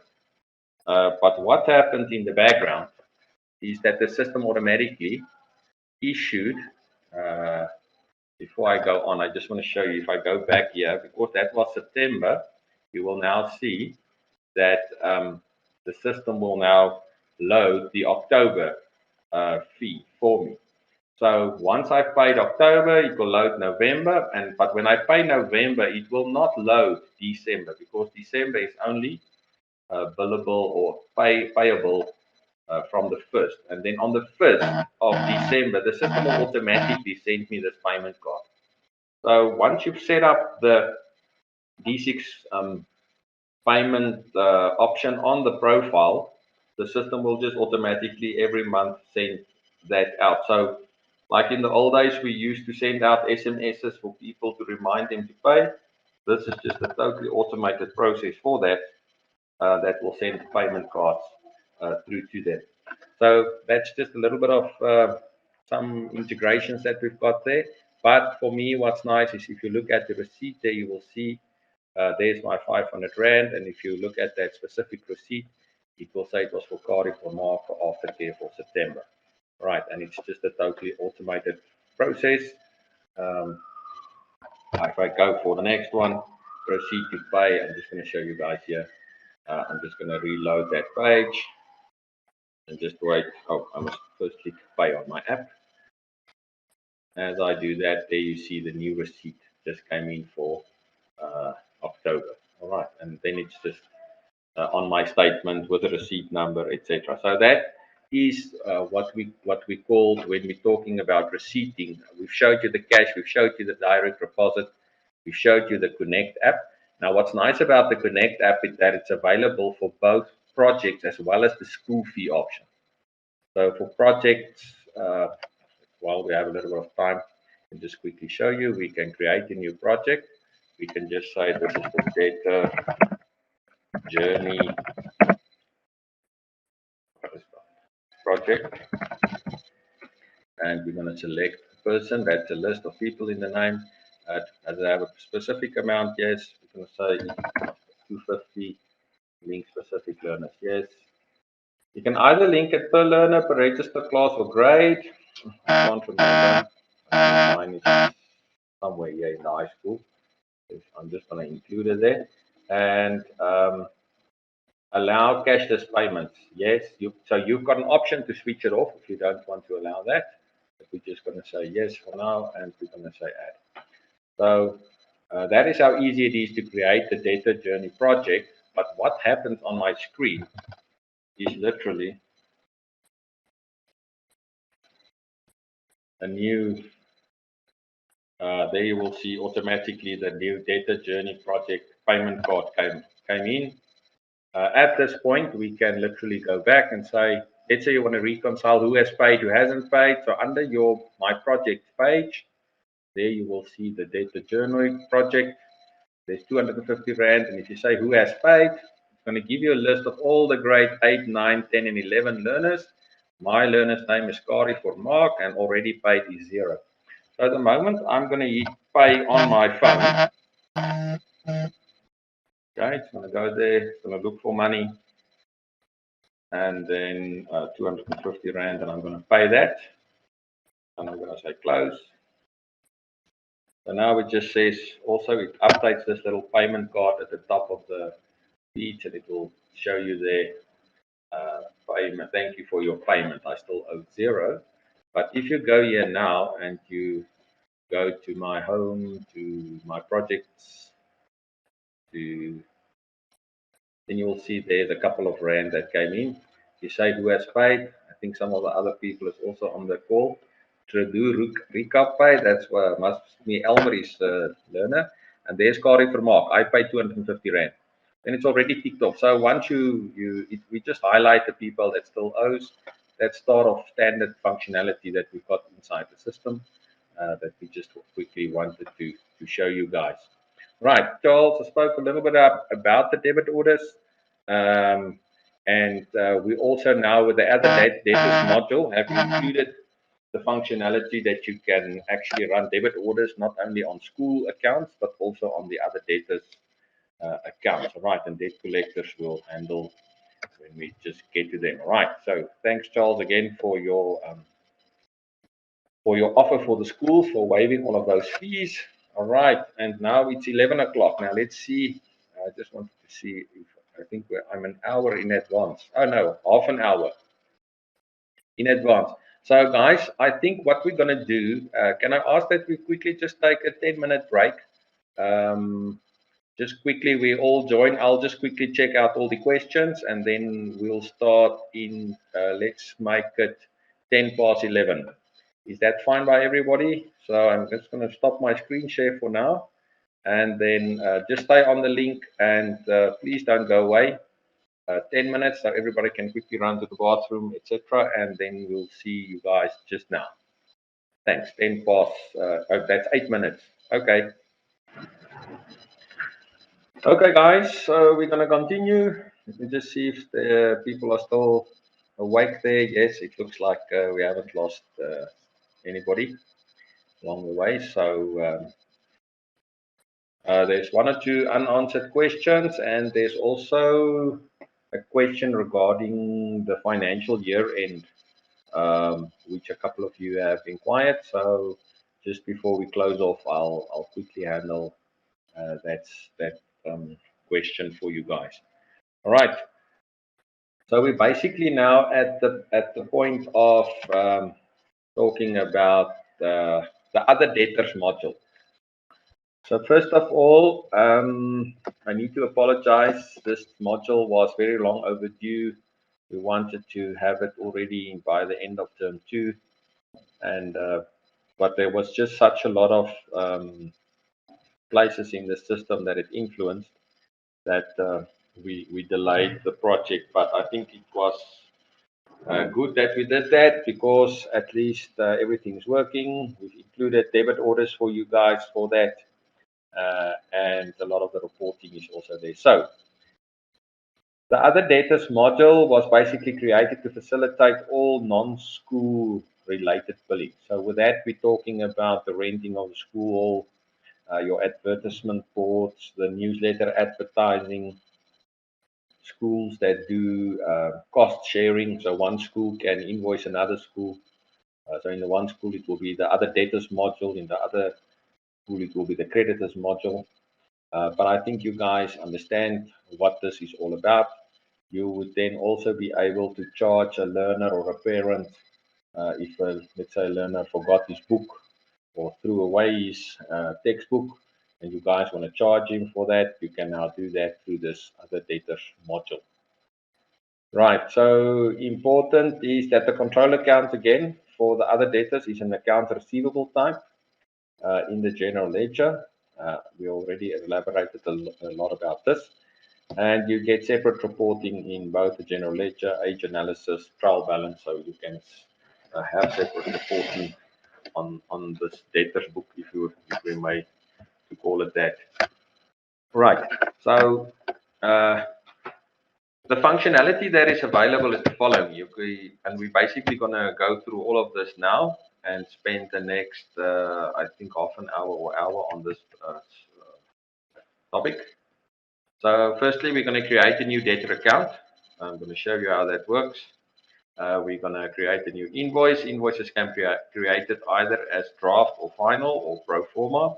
So it's a lot of times you get a school that will ask you, please give me a quotation for the renting of the school hall or whatever, and you can then do that as what we call a draft invoice. You can even email a draft invoice to them. And once they accept that, you can then post it through to the general ledger. Then you can also create credit notes, do pro forma credit notes, do adjustments on these accounts with journals. We've also included that you can do projects for other debtors. So there's a lot of schools where they are renting out the rooms in the hostel to some of these staff members and even third-party people. And you can now, let's say the hostel has got a little project, then you can include those hostel tenants as part of the project. And when you get to the reporting, who has paid, who hasn't paid, all of that reporting is consolidated into one place so that you can have an overview of that specific project. And then we're going to talk about the different methods of how to receive money on the other debtors, and then the statements, the actual sending of the statements, and then that completes the whole cycle. All right, so let's quickly have a look at how this will work. Right, so firstly, what we're going to do is we're going to go into our little system, and then under the debtors, we first need to create. So let's say we have a person and he's going to, a little plumber, and he's going to do some work for us.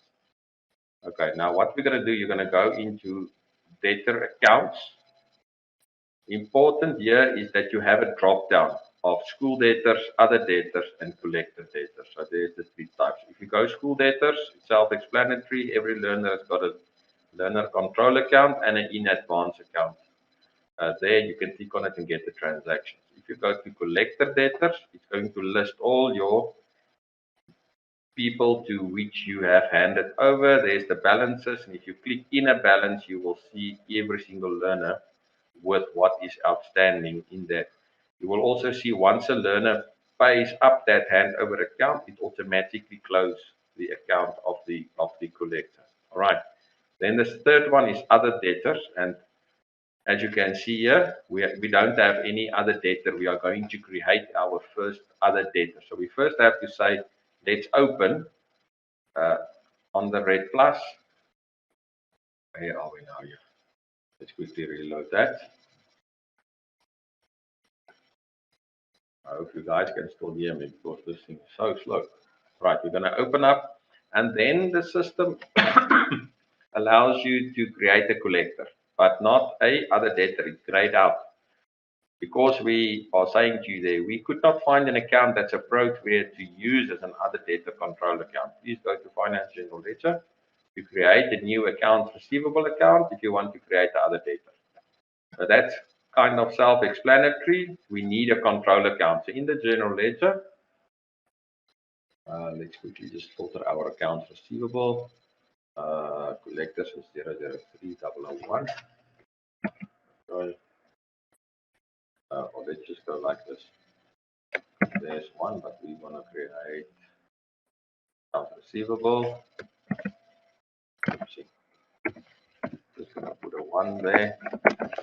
We're going to call this other debtors control account. Okay, we're going to give it a date to start with. We're going to start at the beginning of the year. And we're going to add it. So now we've got an additional accounts receivable account. So if we now go to debtors and we want to create a new account, it's going to allow us to either create the other debtor or a collector one. So other debtors is what we're busy with. It's a new one. Here you can say whether it's a person or a company. So let's say it's just a normal person. He's going to J. Prinsloo. I found the transaction on my bank statement, and I'm just going to make as if this J. Prinsloo is this debtor that's paying me. So let's J. Prinsloo plumber. Okay, we're going to charge him for an advertisement board, for example. All right. Okay, actually, we can do this. Person or institution. Private company. Is there a sole proprietor? There we go. A Prinsloo.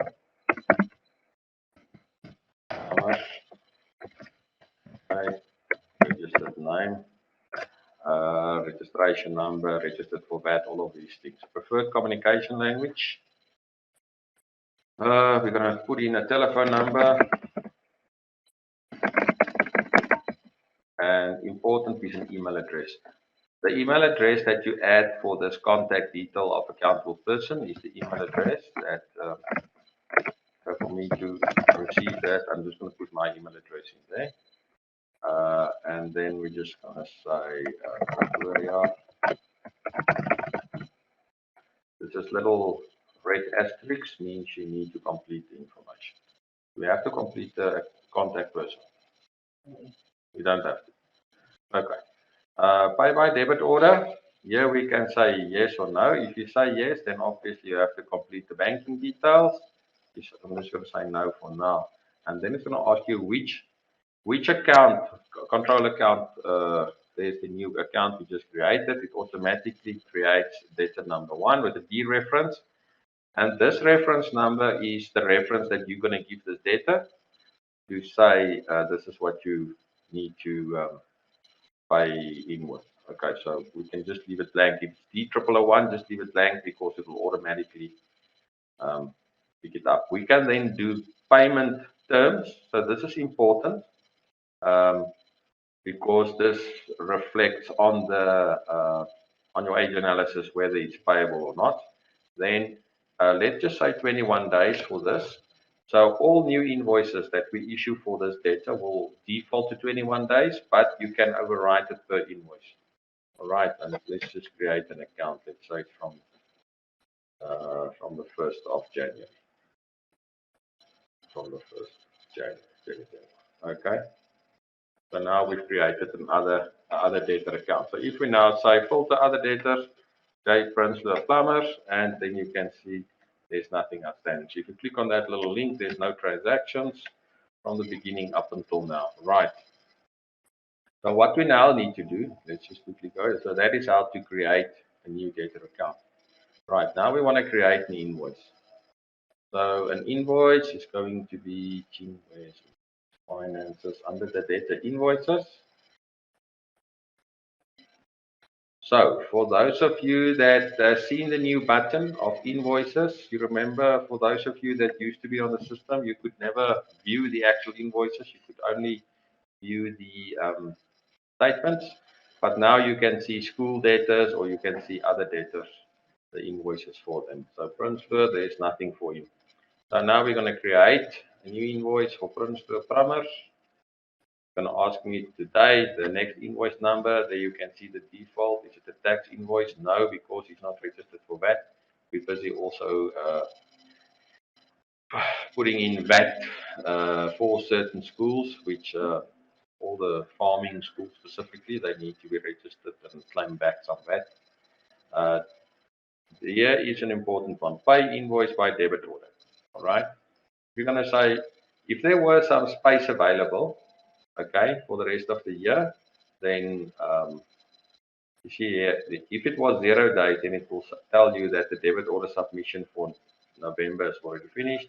If you want 14 days, it means it would move it to the next one. All right.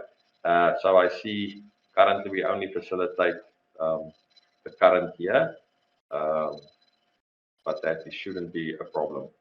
Once next year starts and you want to do these invoices and you've got payment terms, which is 60 or 90 days, then you can submit them as part of that process. Right.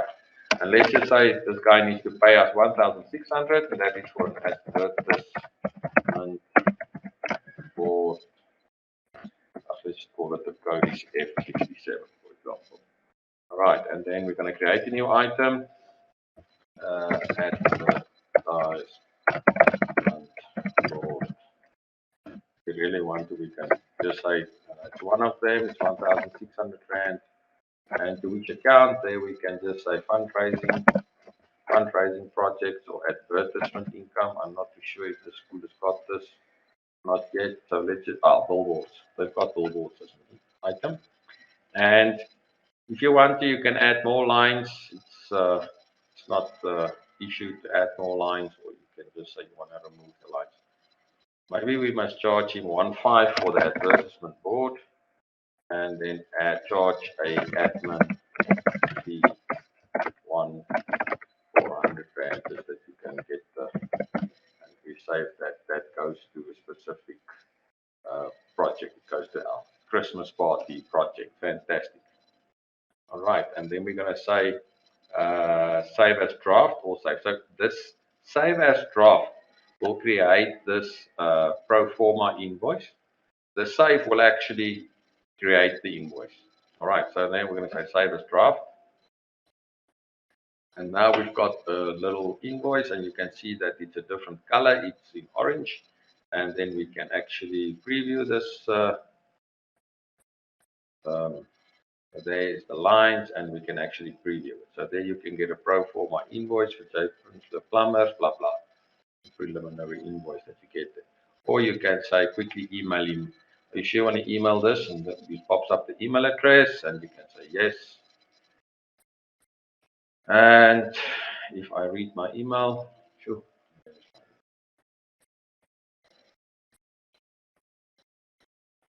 Long photo fancy. Oh, it takes a couple of. It can take up to a minute to send it, to actually send it out. All right. So let's quickly have a look. There was a report saying the invoice was queued successfully for delivery. Click here to view the queue. So there's an invoice scheduled email queue, and there you can see the status is sent. So theoretically, there you can see demonstration school. Please find your attached invoice. This is like a normal invoice with an attachment, and it's a pro forma invoice. All right. At this point in time, they might say, okay, great, they want to accept the quotation, or they want to pay the deposit. You can't pay against the pro forma invoice, no problem. Okay, so you first have to post accept this invoice, so they're going to obviously communicate with you when you go to finances. and you go to your other debtors. Is it invoices? No, but we want drafts. Where are we? I'm in the wrong system. Sorry, I need to go to. Sorry, I was just getting scared there. All right, there we are on our debtor invoices. There you see your invoice, and we basically have to continue and then save the invoice. So the save as draft. Now finished. I've done the stuff I need to do, and then you basically create the invoice. Now you see that the invoice has been created, and the created invoice. What can we change on a created invoice? We can still change anything, more or less, on a created invoice, is it? All right. So we now need to post that invoice through to the general ledger, is it? All right. So what we're going to do? We're going to select the invoice and say post. There at the bottom. Post the invoice. Are you sure you want to post the invoice? So this just gives you the functionality where different people in your organization can create invoices. I know that certain schools have got specific people doing various of these functions, and it was because we don't just want to create and post the invoice in one go. So once you post the invoice is posted, and now it's basically in the general ledger. So if you now select that invoice and you want to preview it, again, it brings up the email function for you. If you preview it now, then it will just say invoice. It doesn't say pro forma invoice. If you email it the same question, it will just now email the final invoice. All right, not the queued one. All right. At this point in time, we can do a statement. So if we go to account statements,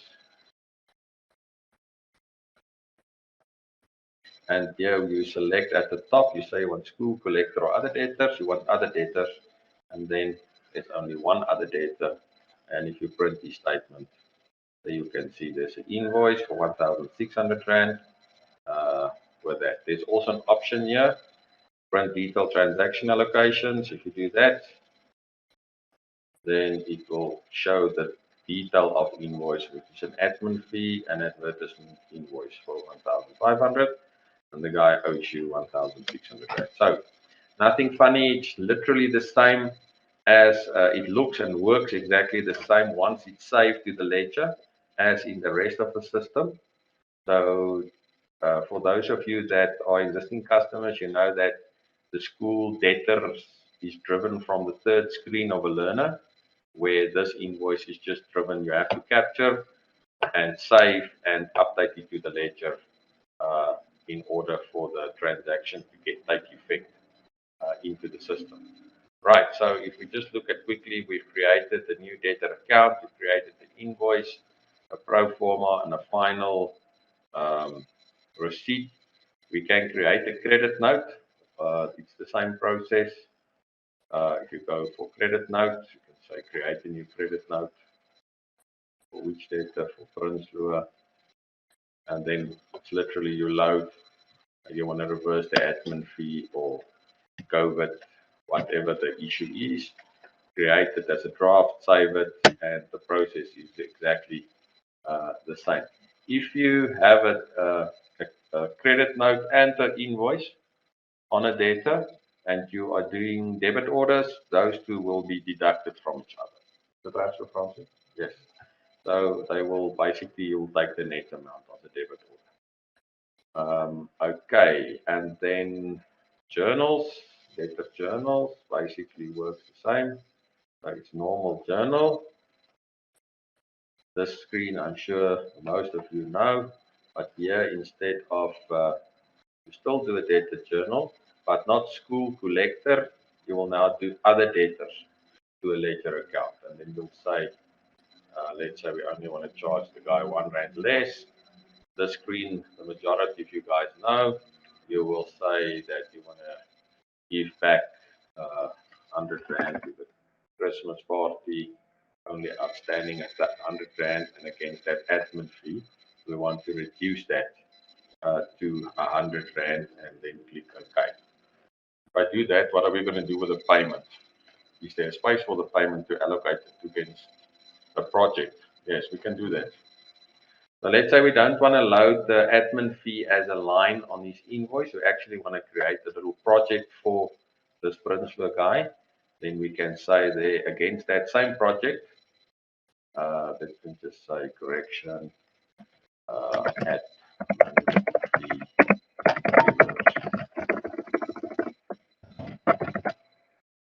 Okay, and then we can say continue.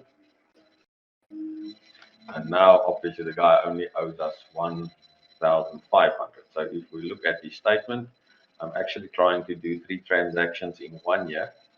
So let's see if I'm gonna be able to give you guys that. There you can see, and there's an admin fee correction of 100 Rand. That's a credit note now of a debtor journal number. All right, and he owes me 1,500 Rand. Okay, so at this point, if we were to go to the bank Recon, all right, I'm not going to do this transaction. I just want to show you. If I go there and we're looking for this orange transaction on the bank statement, there's the transaction. There's principal. I'll click on it. You see it automatically picks it up from the debtor number. All right, and now I can allocate 1,600, but he only owes me 1,500. So what I could do is I can do that, I can do that, and I can say against one or other project, I want to allocate 100 Rand. All right.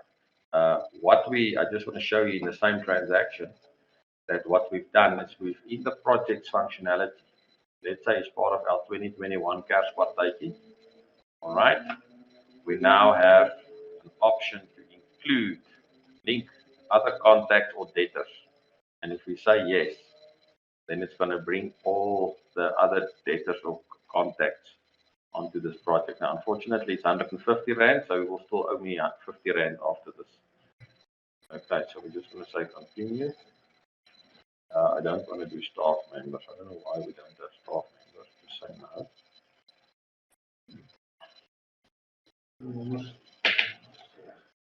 Okay, and so let's go to the statement now. If we print the debtor statement for other debtors, it will print these. I think there's an option to print projects separately. Print projects. We have projects. Print project detail, yes. All right, and then basically what we'll do is there you will see, it's got 116 minus 100 Rand, there's the age, and then there's a project summary for a cash partaker for 150 Rand. So now if you're going to go to the receipt of the debtor, of the bank statement of the cash book, you go all the way down to principal plumbers, there you go. The principal plumbers picks it up, he pays that, and he pays his Christmas party for 100 Rand. All right, and that's basically important to note. 27 December, I cannot change that. I cannot change the cash book. I cannot change the total amount. All I do is I can continue. And what the system will now do, it will now, there you will see D001. There's the link, and if you click on that, it will show me the receipt number allocated to that item and to this project and there's the actual receipt if you wanted to print that for you. So I think for the majority of you guys that already uses the system, it's quite easy. It's just an extension of the existing functionality. Very easy. Actually, the same day that we launched it, there was a lot of schools, I think almost 30, that already have created their own debtor account, invoices, etc., without any training. So yeah, I think we've basically handled other debtors in a nutshell, because it's actually easy to do that. So just from a reporting perspective, The other debtors is separately reportable on the age analysis. So you can see your school, collector, and other debtors separately. There you can see that. Important to note is that on the 28th, that was the situation because the receipt was issued on the 27th and the invoice was issued on the 29th. And that is why it's a dynamic process. On the 29th, it will be 0. The 27th, it will be -5. And on the 26th, it won't even, it will be 0. All right, because there nothing has happened. You've issued the receipt on the 27th, etc. So the other debtors, you can get it separately. It's an age analysis. There you can see a list with their number, and you can actually phone them at that point. If you, in the same report, create school debtors, this is something you guys know well. This is your normal age analysis with a list, and it's there. And then also from just looking back at the other debtors, if you do a trial balance on exactly the same date as the age, you're going to get minus 1,500. All right, so it's important that the dates are the same. Right, what we haven't done is in terms of debtor analysis, we haven't included other debtors in the debtor analysis because there wasn't actually anything to do an analysis on because it's just a couple of transactions. So we'll keep this space in mind. We don't believe that it's really necessary to go and analyze the other debtor account because it's just lines on an invoice. All of these are basically an analysis that you can do back to a per learner on a per learner basis. All right, the other reports outstanding and those reports, we've updated those. And that is in a nutshell, giving you guys an overview of what this debtor function can do. Are there any specific questions at this point in time? I'm going to ask, you can just see, I see that there's some unanswered questions. Okay, I'm going to quickly do this unanswered questions. I see this actually a little long time ago. So how does one allocate a current debtor to a handover age analysis and vice versa? Okay, we're going to get into that functionality just now. I'm going to show you how it actually works. You can hand over to a collector and then you can say, I want to pull back the handed over account back to the school. And then, yeah, so that's the only unanswered questions at this point in time. Right, I'm going to continue. And if there's any other questions on the other debtors module, I just showed you guys, you're welcome to use that. Yeah. The question that just came in, is it recommended to use the other debtors function to bill current school debtors and ad hoc amount, example, lost books? I understand one needs to recreate the debtor in the other debtor function. Yes, unfortunately, it is something we considered. To actually bill a normal line item to a school debtor.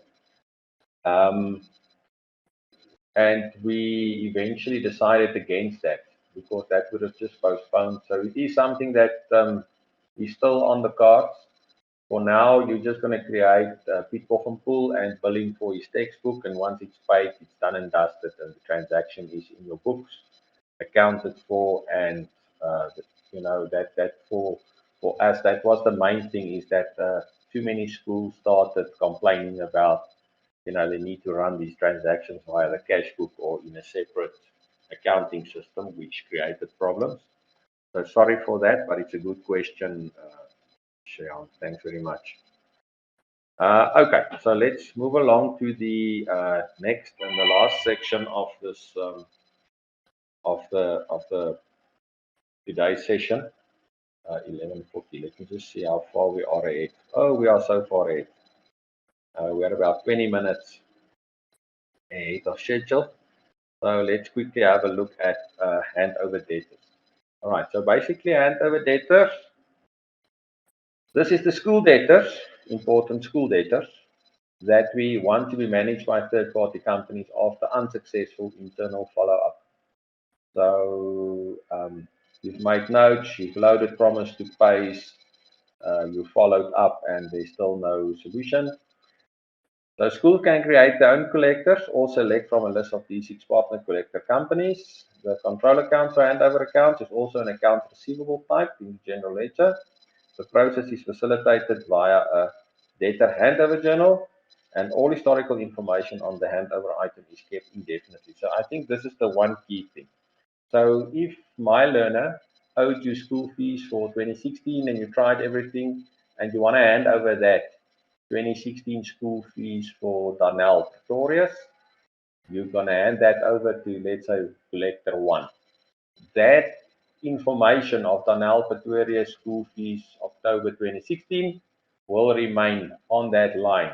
Even if you pull it back to them, even if you hand it over to a next collector, we have functionality where you can in bulk do a collector to collector transfer. So let's say you used one collector and something went wrong. You want to move all 200 files to a new collector. You don't have to pull them back to you. You literally move it from one collector to the next. And it's a bulk handover process that we've got there. But even for the next collector, it will still carry that information of the learner, the type, the month, and the fee for what it was, so that there's never a misconfusion regarding that. I think that is a key thing which differentiates this handover module from any other thing that I've seen in the market. Right, and then also just to notice that there's separate reporting on the general ledger age analysis and also the debtor analysis on this specific module. Right, so let me show you how that works. So we're going to go into a module, we're going to look at our debtor accounts, and we're going to look at our collector debtors. Now this school has got a lot of collectors. For those of you that uses Prosperitas, they're quite well known in the schools market. They literally create a new account for you for every single year that you do an handover. I'm not particularly fond of this, but at the any case, it doesn't matter. It's as good as if it's a new company that you're handing over for. I think it makes it a lot easier when doing receipting back from them. All right. So if you want to create a new collector, you first have to say that you want to create a new collector. You either can use an existing or a D6 collection partner. If you select a partner, there's the list. So if you want to go for Pantheon, for example, it's going to automatically just load all of this information. All that you need to do is to specify your control account and to which ledger account your collection costs must be allocated. So this is like legal fees or something like that. That you can. This is the expense account on your income statement that you can create something like that. Right. I'm just gonna just for purposes of just to show you guys, and now Pantheon credit management is also collected, but there's nothing. There's not anything handed over to them. There you can see D6 partner in brackets if it's a partner. Right. So for example, what we can do now is we can go to our data journals, and then we can say, okay, we want to create a new school, not a data journal. It's basically a handover journal. And here's the three options. You can say school debtors to collector, collector to collector, or collector back to school. All right. So now that you guys understand the three different types of debtors that the system facilitates, this is self-explanatory. You want to take it from the school and give it to a collector. Okay, from which debtor account? So now we're going to go and find a person, which I haven't done beforehand, so sorry about that. Let's just try and find a person that owes us a little bit of money. Okay, let's first find the person that owes us a little bit of money on our age analysis. Okay, and let's say, show me everybody that owes me up until the end of 2020, December 31. Okay, and then we're going to say the balance. Okay, let's just say due there, other side. Okay, so let's just look at that specific 3441. Okay, so if we're going to go to data journals, do a journal, uh, 3441. All right, and now we don't want to do a debtor journal, we want to do a handover journal from school to collector. All right, so now we're going to see this family consists of three different learners. There's one on the waiting list, there's one in grade 357, and there's one there. Oopsie. There's no outstanding fees. Oh, maybe they paid it in the meanwhile. So maybe, I think we need to find one outstanding today. Sorry about that. Age today.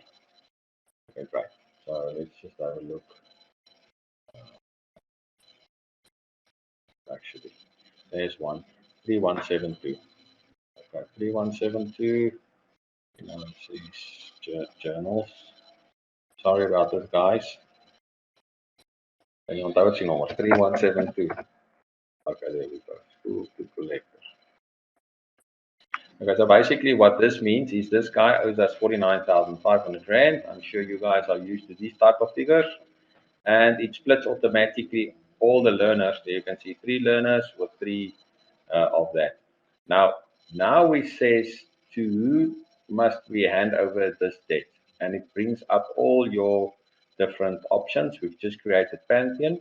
Now what's nice is if we are to hand over everything, 49,500, it's automatically going to select everything and hand over to select. Right?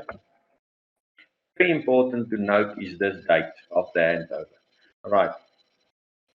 So let's do this on the 29th. Let's do this on today, and then I'm going to show you this account for this family.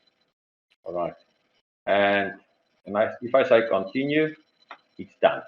So now if we were to create the account statement for school debtors on the 29th, and we're going to get to 3172. Now you see that there's a little dollar next to it, and it says Van Rensburg. And if I go there, then you will see that the system actually, there was the whole account, and then there's a, okay, this is an Afrikaans parent, so let me just change this. There's an option to use where is that option? The preferred language. So if you use this option for preferred language no, then it will print it in English for us now. Otherwise, it just uses for those schools that's got that multi language. That helps a lot. All right, so basically there you can see he owed me 49.5. On the 29th, I handed over to collector 49,500. Now he owes me 0 on his school statement. There's nothing outstanding. But here you can see they've already handed him over to Prosperitas for all those years and for Pantheon Credit Management. But because Pantheon's numbers are loaded on the debtor account, it's also just showed to this parent. So when you email his school statement for him, which is now 0, it includes a list of all his handed over accounts, which he can see, which he can pay off in his own time. Right, but interestingly, is if we go to the 28th of November, all right, then it's not the balance is going to be 49,000 because it's not going to include the transaction for the handover account to Pantheon Collections. All right. If this was the first handover that I've just done to Pantheon, then the dollar would also disappear from this right-hand side. But this family has a history with that. Right. What we can also do is we can say, show me the collector account for Pantheon Credit Management. Right. On the 29th, there's nothing. That's why it's not listed. On the 28th, sorry. On the 29th, it's going to show me that family has been handed over to them. I'm going to preview, and it's going to show me the handover statement for this person, for the 3 learners, with their name and how much per learner per month has been handed over. All right. So I'm just going to do another handover quickly to Pantheon, just that you can understand that I can just easier explain this to you. School debtors. Right. Sorry. Let's just take another one. 33. 3574. 3844.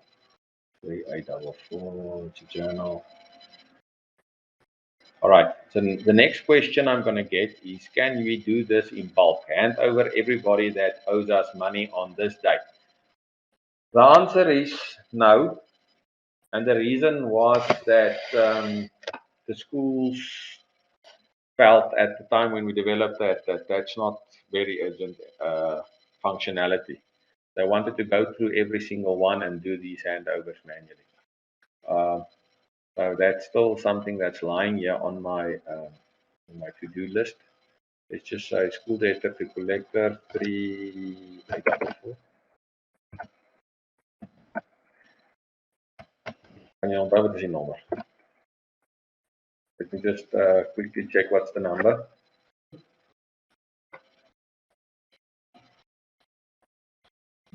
Yeah, not that one.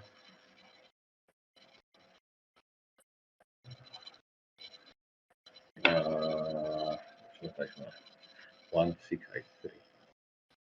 1683. Okay, there's another one. Okay, we're going to continue and we're going to just hand over everything. Okay, and we're going to use 2 Pantheon. All right, on the 29th. All right, so there is an easy transaction.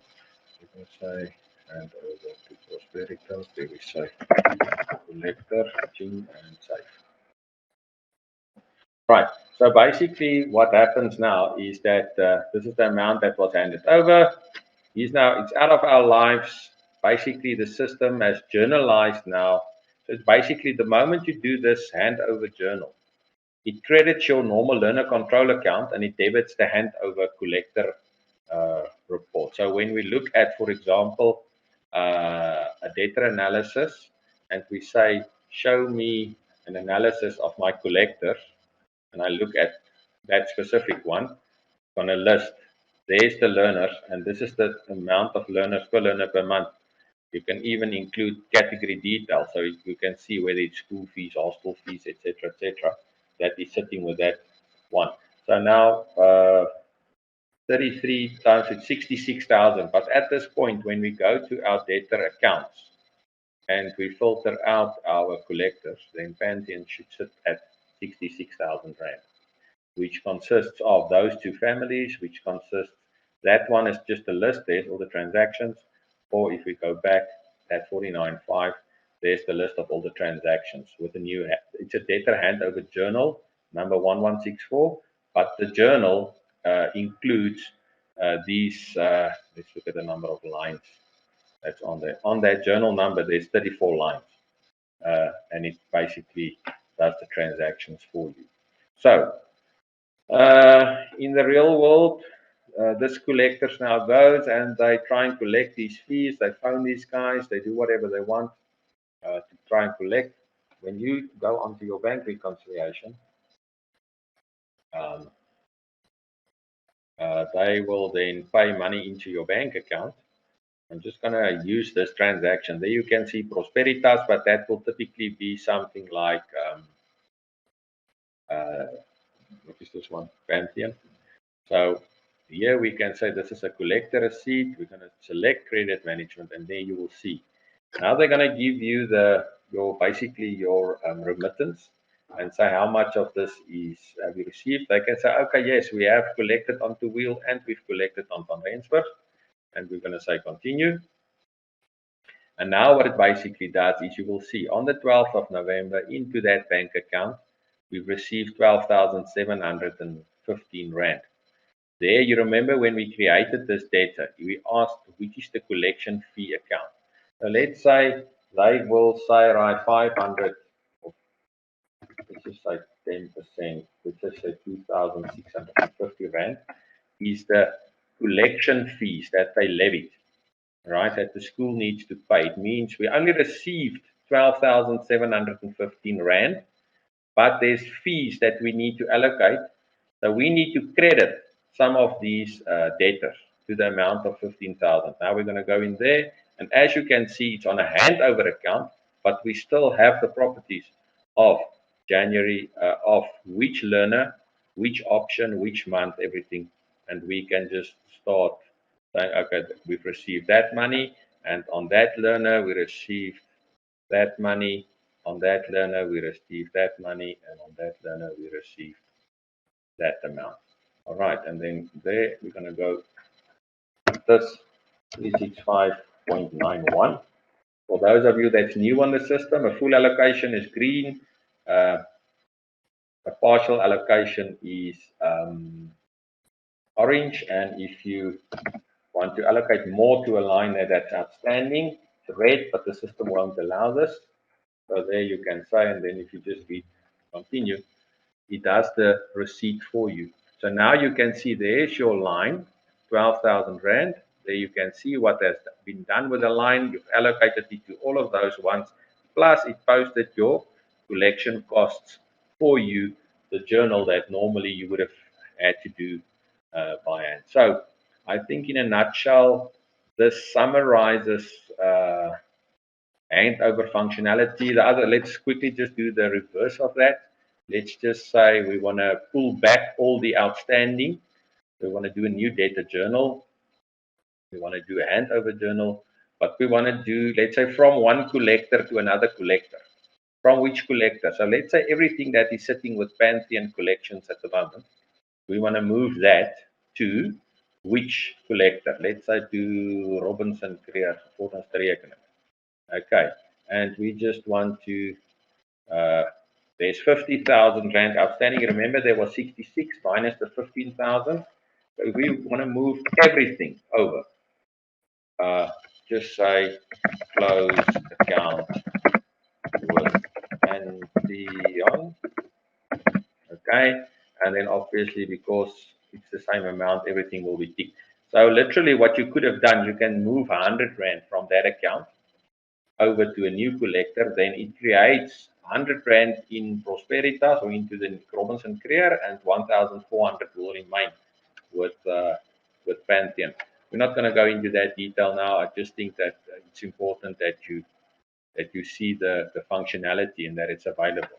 If we now go into our debtor accounts, looking at our collectors, then Pantheon is going to be 0.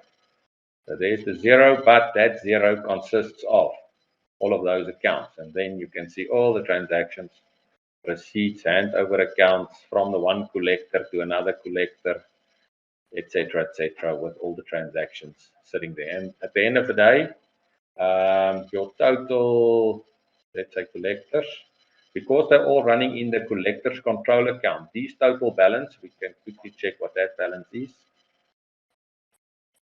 Just as a final check that everything must be 0.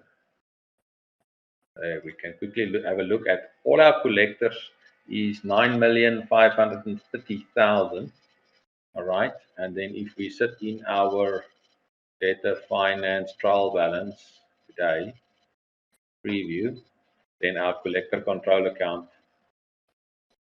Where is collector control account?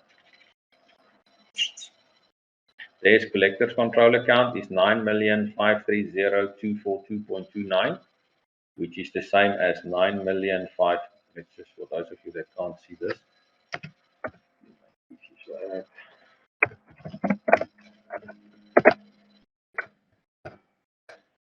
we go. Right. So that is at the end of the day what we're all after, is to say, when you look at the trial balance figure in a control account, there must be a list of how it's all made up with all the transactions that's posting behind that. So that gives us a lot of comfort. That gives a lot of the auditor's comfort in terms of they know if a transaction is posted there, they're going to find it. You can't delete the transaction. If you want to fix it, you have to do it with the data journal and take it from there. Right, so let me just quickly then go back to the questions and see that I know that Elmarie that used to answer the questions had to run quickly. So let me try and quickly answer a couple of these questions. How does one allocate the current data to handover data? I think we've answered that. I don't know how you pick this thing off, nevertheless. Then there was, is it recommended with the function? Okay, we've done that. in this light, is it then possible to copy a current debtor and allocate this info to other debtors as well? Well, we don't have a copy function, but you can literally just select the learner's name, PT Poffenpool, and create the debtor. You have to do it through the normal process, unfortunately. Right, and there's a question, can existing and new learners be linked to the new school fees for 2022 after the AGM? Definitely. Even the evening after the AGM has been held, you can create all your options. On that, I just want to show you quickly, in the admin year-end process, we're going to get to the finance year-end now, but in the admin year-end process, your school lady doing admission, she's got this option here: waitlist, re-registrations, promotions, and class groupings. Waitlisted learner, she has to go in there and say, okay, let's take grade 1. There you can see there's 18 unprocessed applications. So she physically has to go in there and say, okay, dude, there you can see all these red ones. If they don't have space, she has to save him in that column. If she's got space for him, she has to save him in that column. If he doesn't want to be included in anything and removed from the waiting list, that's the last column. Right, so this is the first process. So all the learners that is green at the moment will be included in the billing for 2022 because those learners have been admitted. They first have to save the learners to say that they've been admitted. Right, then the second step of the admin year-end process is re-registrations. So there you can see, let's see, there's one learner unprocessed in grade 7. So let's have a look what's happening there. So there's a list of learners. They've got the option to re-register or leave. Now these are the grade 7s in a primary school. So they're all going to leave, but there's one that they haven't decided yet what's going to happen with that learner. All right, if we just go back to a normal grade, let's say currently grade 144, all of them are re-registering. There's one learner that is going to leave at the end of the year. So this Jana van Heerden learner here will not be, when you set up a payment profile for 2022 for grade 2s, and this learner promotes, this learner will not be included in billing because she's leaving at the end of the year. All right, that is what we were trying to establish with what we call a process-driven billing system that integrates the various modules with one another. Right. How would we charge for school uniforms? Other debtor or a billing item? Okay, the easiest for me for I would charge school uniforms on either the billing method, where I would say school uniforms and you set it up for all your grades. The other option is to run a project, is to say there's a school uniform, even if you have different uniform packages for various grades, you can do like uniforms grade 1, uniforms grade 2, blah, blah, blah, and create it as something similar to that. We do have schools that charge it on the statement, so they actually bill uniform packs on the actual statement, and it's literally a debtor that they raise, but it's then through the school debtors module. It's not the other debtors module where you are going to have to create every single learner to to issue an invoice to them. Of course, then that is defeating the whole object of trying to make it easier for you guys. Okay, I think I've answered the majority of those questions. I don't know how to answer them actually, but in any case, all right, guys. Can I ask that if there's any? Are you guys still okay? So, are there anything else that that you guys need to know about? Let's say handover accounts, other debtors modules, and then the various way out the school debtors interact with the admin module to get that there.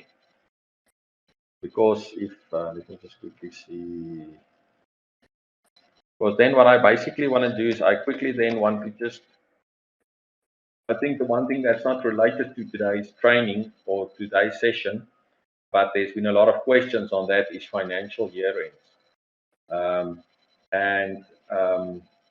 I'm going to quickly take 2 or 5 minutes and take you through the process of what you guys need to do So for those of you that's doing your financial year end for the first time on the system, I'm sure it is scary because normally you had to do all your things and back up everything and make sure that everything was in the correct file or folder and etc. etc. So you can rest assured you don't have to do anything for a financial year end. Absolutely nothing. You can go on vacation. You're obviously going to capture transactions up until the day that the school closes. You're going to have your holidays, and when you come back on the first or second week of January, you're going to import the last transactions that happened on your bank statement, and you're going to capture those transactions as normally. Once you've done with those transactions and you are kind of happy with that to say, okay, in the old days, I would now do a year end. We've got under the finance module, general ledger, there's a financial year end um function. All right. So basically, here you can see all the year ends that we've done since 2006 up until 2019 for the school. All right. And what you now need to do is, let's say we want to do the 2020 year end. This is now, I've just literally rolled back the last year end that they've done. I just wanted to show you guys how it would work. So let's say we are now on this is now the end, that is now 2021 January. Okay, so we're now basically a year back and we want to basically do the 2020 year end. But we can't do a year end because the auditors hasn't signed off on all of our books and all of the figures because they're only coming in February, March, April to come and do the audit.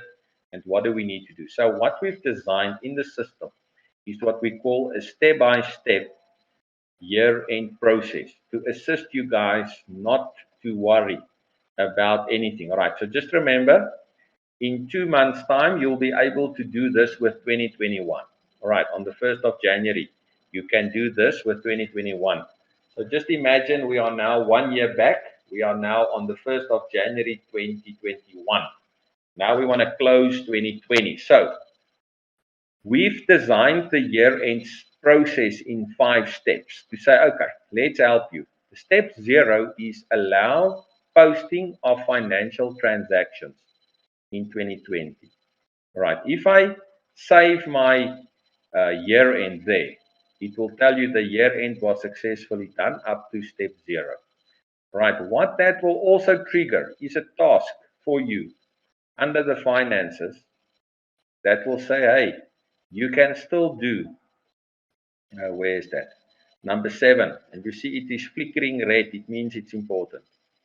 You can still post financial transactions in 2020. Click here to block the posting of transactions. So what you can do is, as part of this process, if you do the year end up to step 1, it blocks further postings of transactions in 2020. Right, so we don't save it. So currently we're sitting at step 0, which means I can go into journals, and I can say create a journal, and I can say select 2020. I can do a transaction on the 29th of March 2020 and do a transaction. Right. If we go into year end and I say block the posting of transactions there, I say continue. Now it says it was successfully done up to step 1.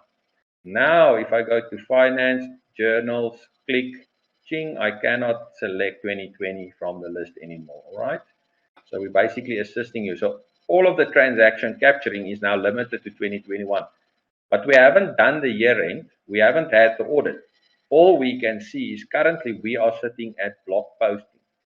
Right, now you are busy with all your books and you're doing journals and you're finding out, oopsie, this deposit that was sitting in unknown deposits, we now found out that is Don's money, so let's move it back to his debtor account. Or you are starting to do these type of things. When you want to do those transactions, you yourself have to go back to step 0, continue, do the transaction, and get back and click on step 1 again. And just remember, not everybody in the finance department has got access to this functionality. There's user rights for this functionality. Right. Once you are happy and the auditors come for the first time and they say, give me your final trial balance, then you go to step 2. All right. But before we go to step 2, let's just leave it on step 1. All right. And now you will see the task has now changed. So when you go there to your tasks, then I think it's going to tell you, you have not provided the trial balance to your auditor for the audit. Click here to indicate the trial balance was provided to the auditor. Right. If you've done that, you're going to go to step 2 to say you've handed it to the auditor. If you really want to, you can click there. There's the final trial balance that you can literally print. That's on the last day of the previous year. And then you can say, okay, I've now done that. Now up to there. Now again, it is giving you a task. Let's see if there is there a new task now? Not too sure, I can't even remember. Let's see, you have not posted the audit journals for 2020. Click here to allow for the posting if you have already received your 2020 audited financial statement. Because now you need to wait for the audited financials. Okay, you're going to go in there. Now it's going to say allow for the creation of this journal. I'm just going to show you quickly. I'm not going to go out on that screen, but all of the journals, I still can't open up a journal. I'm still locked into 2021. But the moment I do step 3 on this one, right, and I say finance journals. So the moment I say I want to create a new journal, all of the years, it's fine, it's open, but the moment I select 2020, I can only do 31st of December. I cannot choose any other date because this is the state of this financial year end. And then I think under tasks, something creates there. Let's see what's the task. Not sure if there's anything. If your school's financial year end has not been completed, click here to complete the process or contact the help desk to assist you. The process must be completed if your audit has been completed. Okay, so basically, then we're at the year end. We're going to say do the year end. Now, once you've done those journals, all right, create the year end journal for 2020 and allocate the net profit of this amount to the year end to the applicable equity funds. Right now, if that figure that you see there on the screen is exactly the same as the figure that is sitting in your financials, all right, then you can say continue. Right. You don't have to do step 4. Step 4 is optional.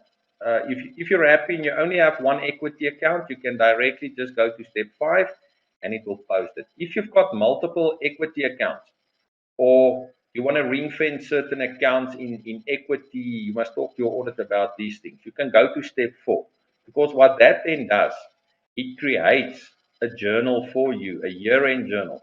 But if you edit that journal, you will then see everything is grayed out on that journal except your equity accounts.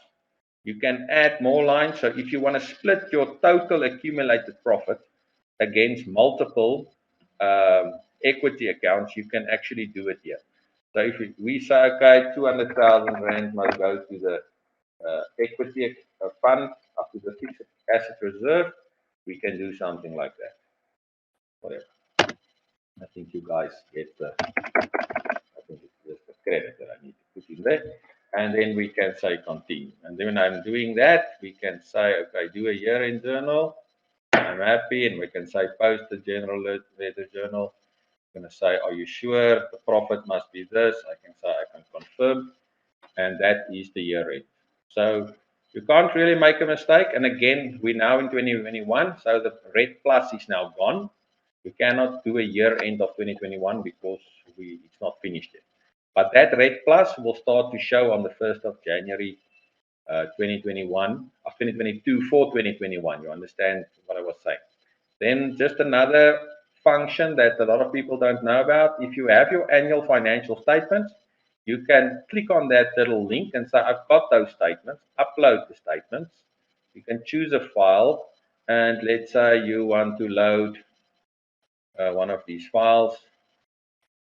File final proof balance audit journal. There's 2020 financial statement. Okay, and let's just say upload.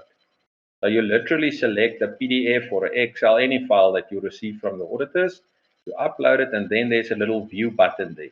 If you click on view, it's actually there you can see the actual financial statements in the system.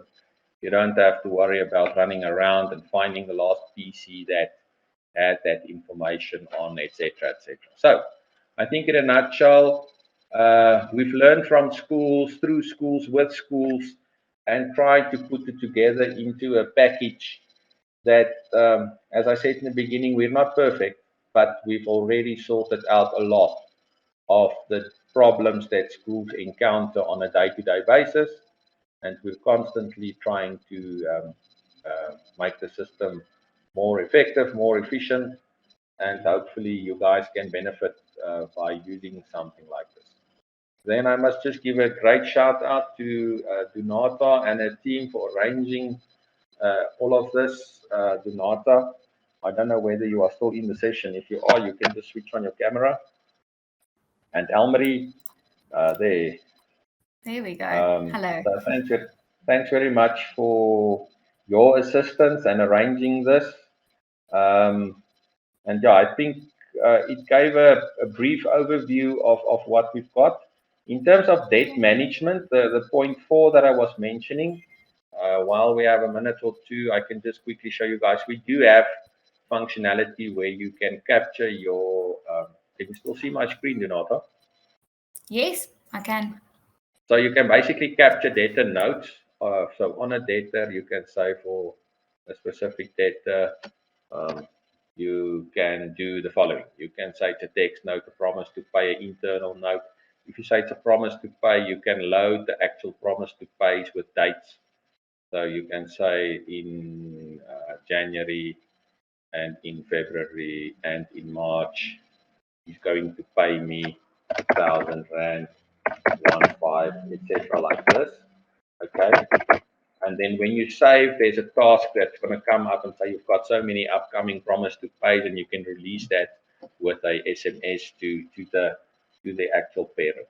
That whole point 4 is a big project that we're planning on, literally just taking that whole integrated way of D6 Connect and communicating with the parent to the next level. But we're not there yet, and I just wanted to show you guys that we do have a little bit of the management information. And you can actually also print when you are printing your statement. There's an option to print notes, the debtor notes on the statement. And if you say yes, you can say I want to print my promise to pay and text notes, but not internal notes. You can also just include notes of the last, let's say, 3 months or 6 months onto the account. And this is then visible to the actual parent that's looking at that. So that was just the one last thing. Sorry, Donata, about I'm interrupting myself. No problem.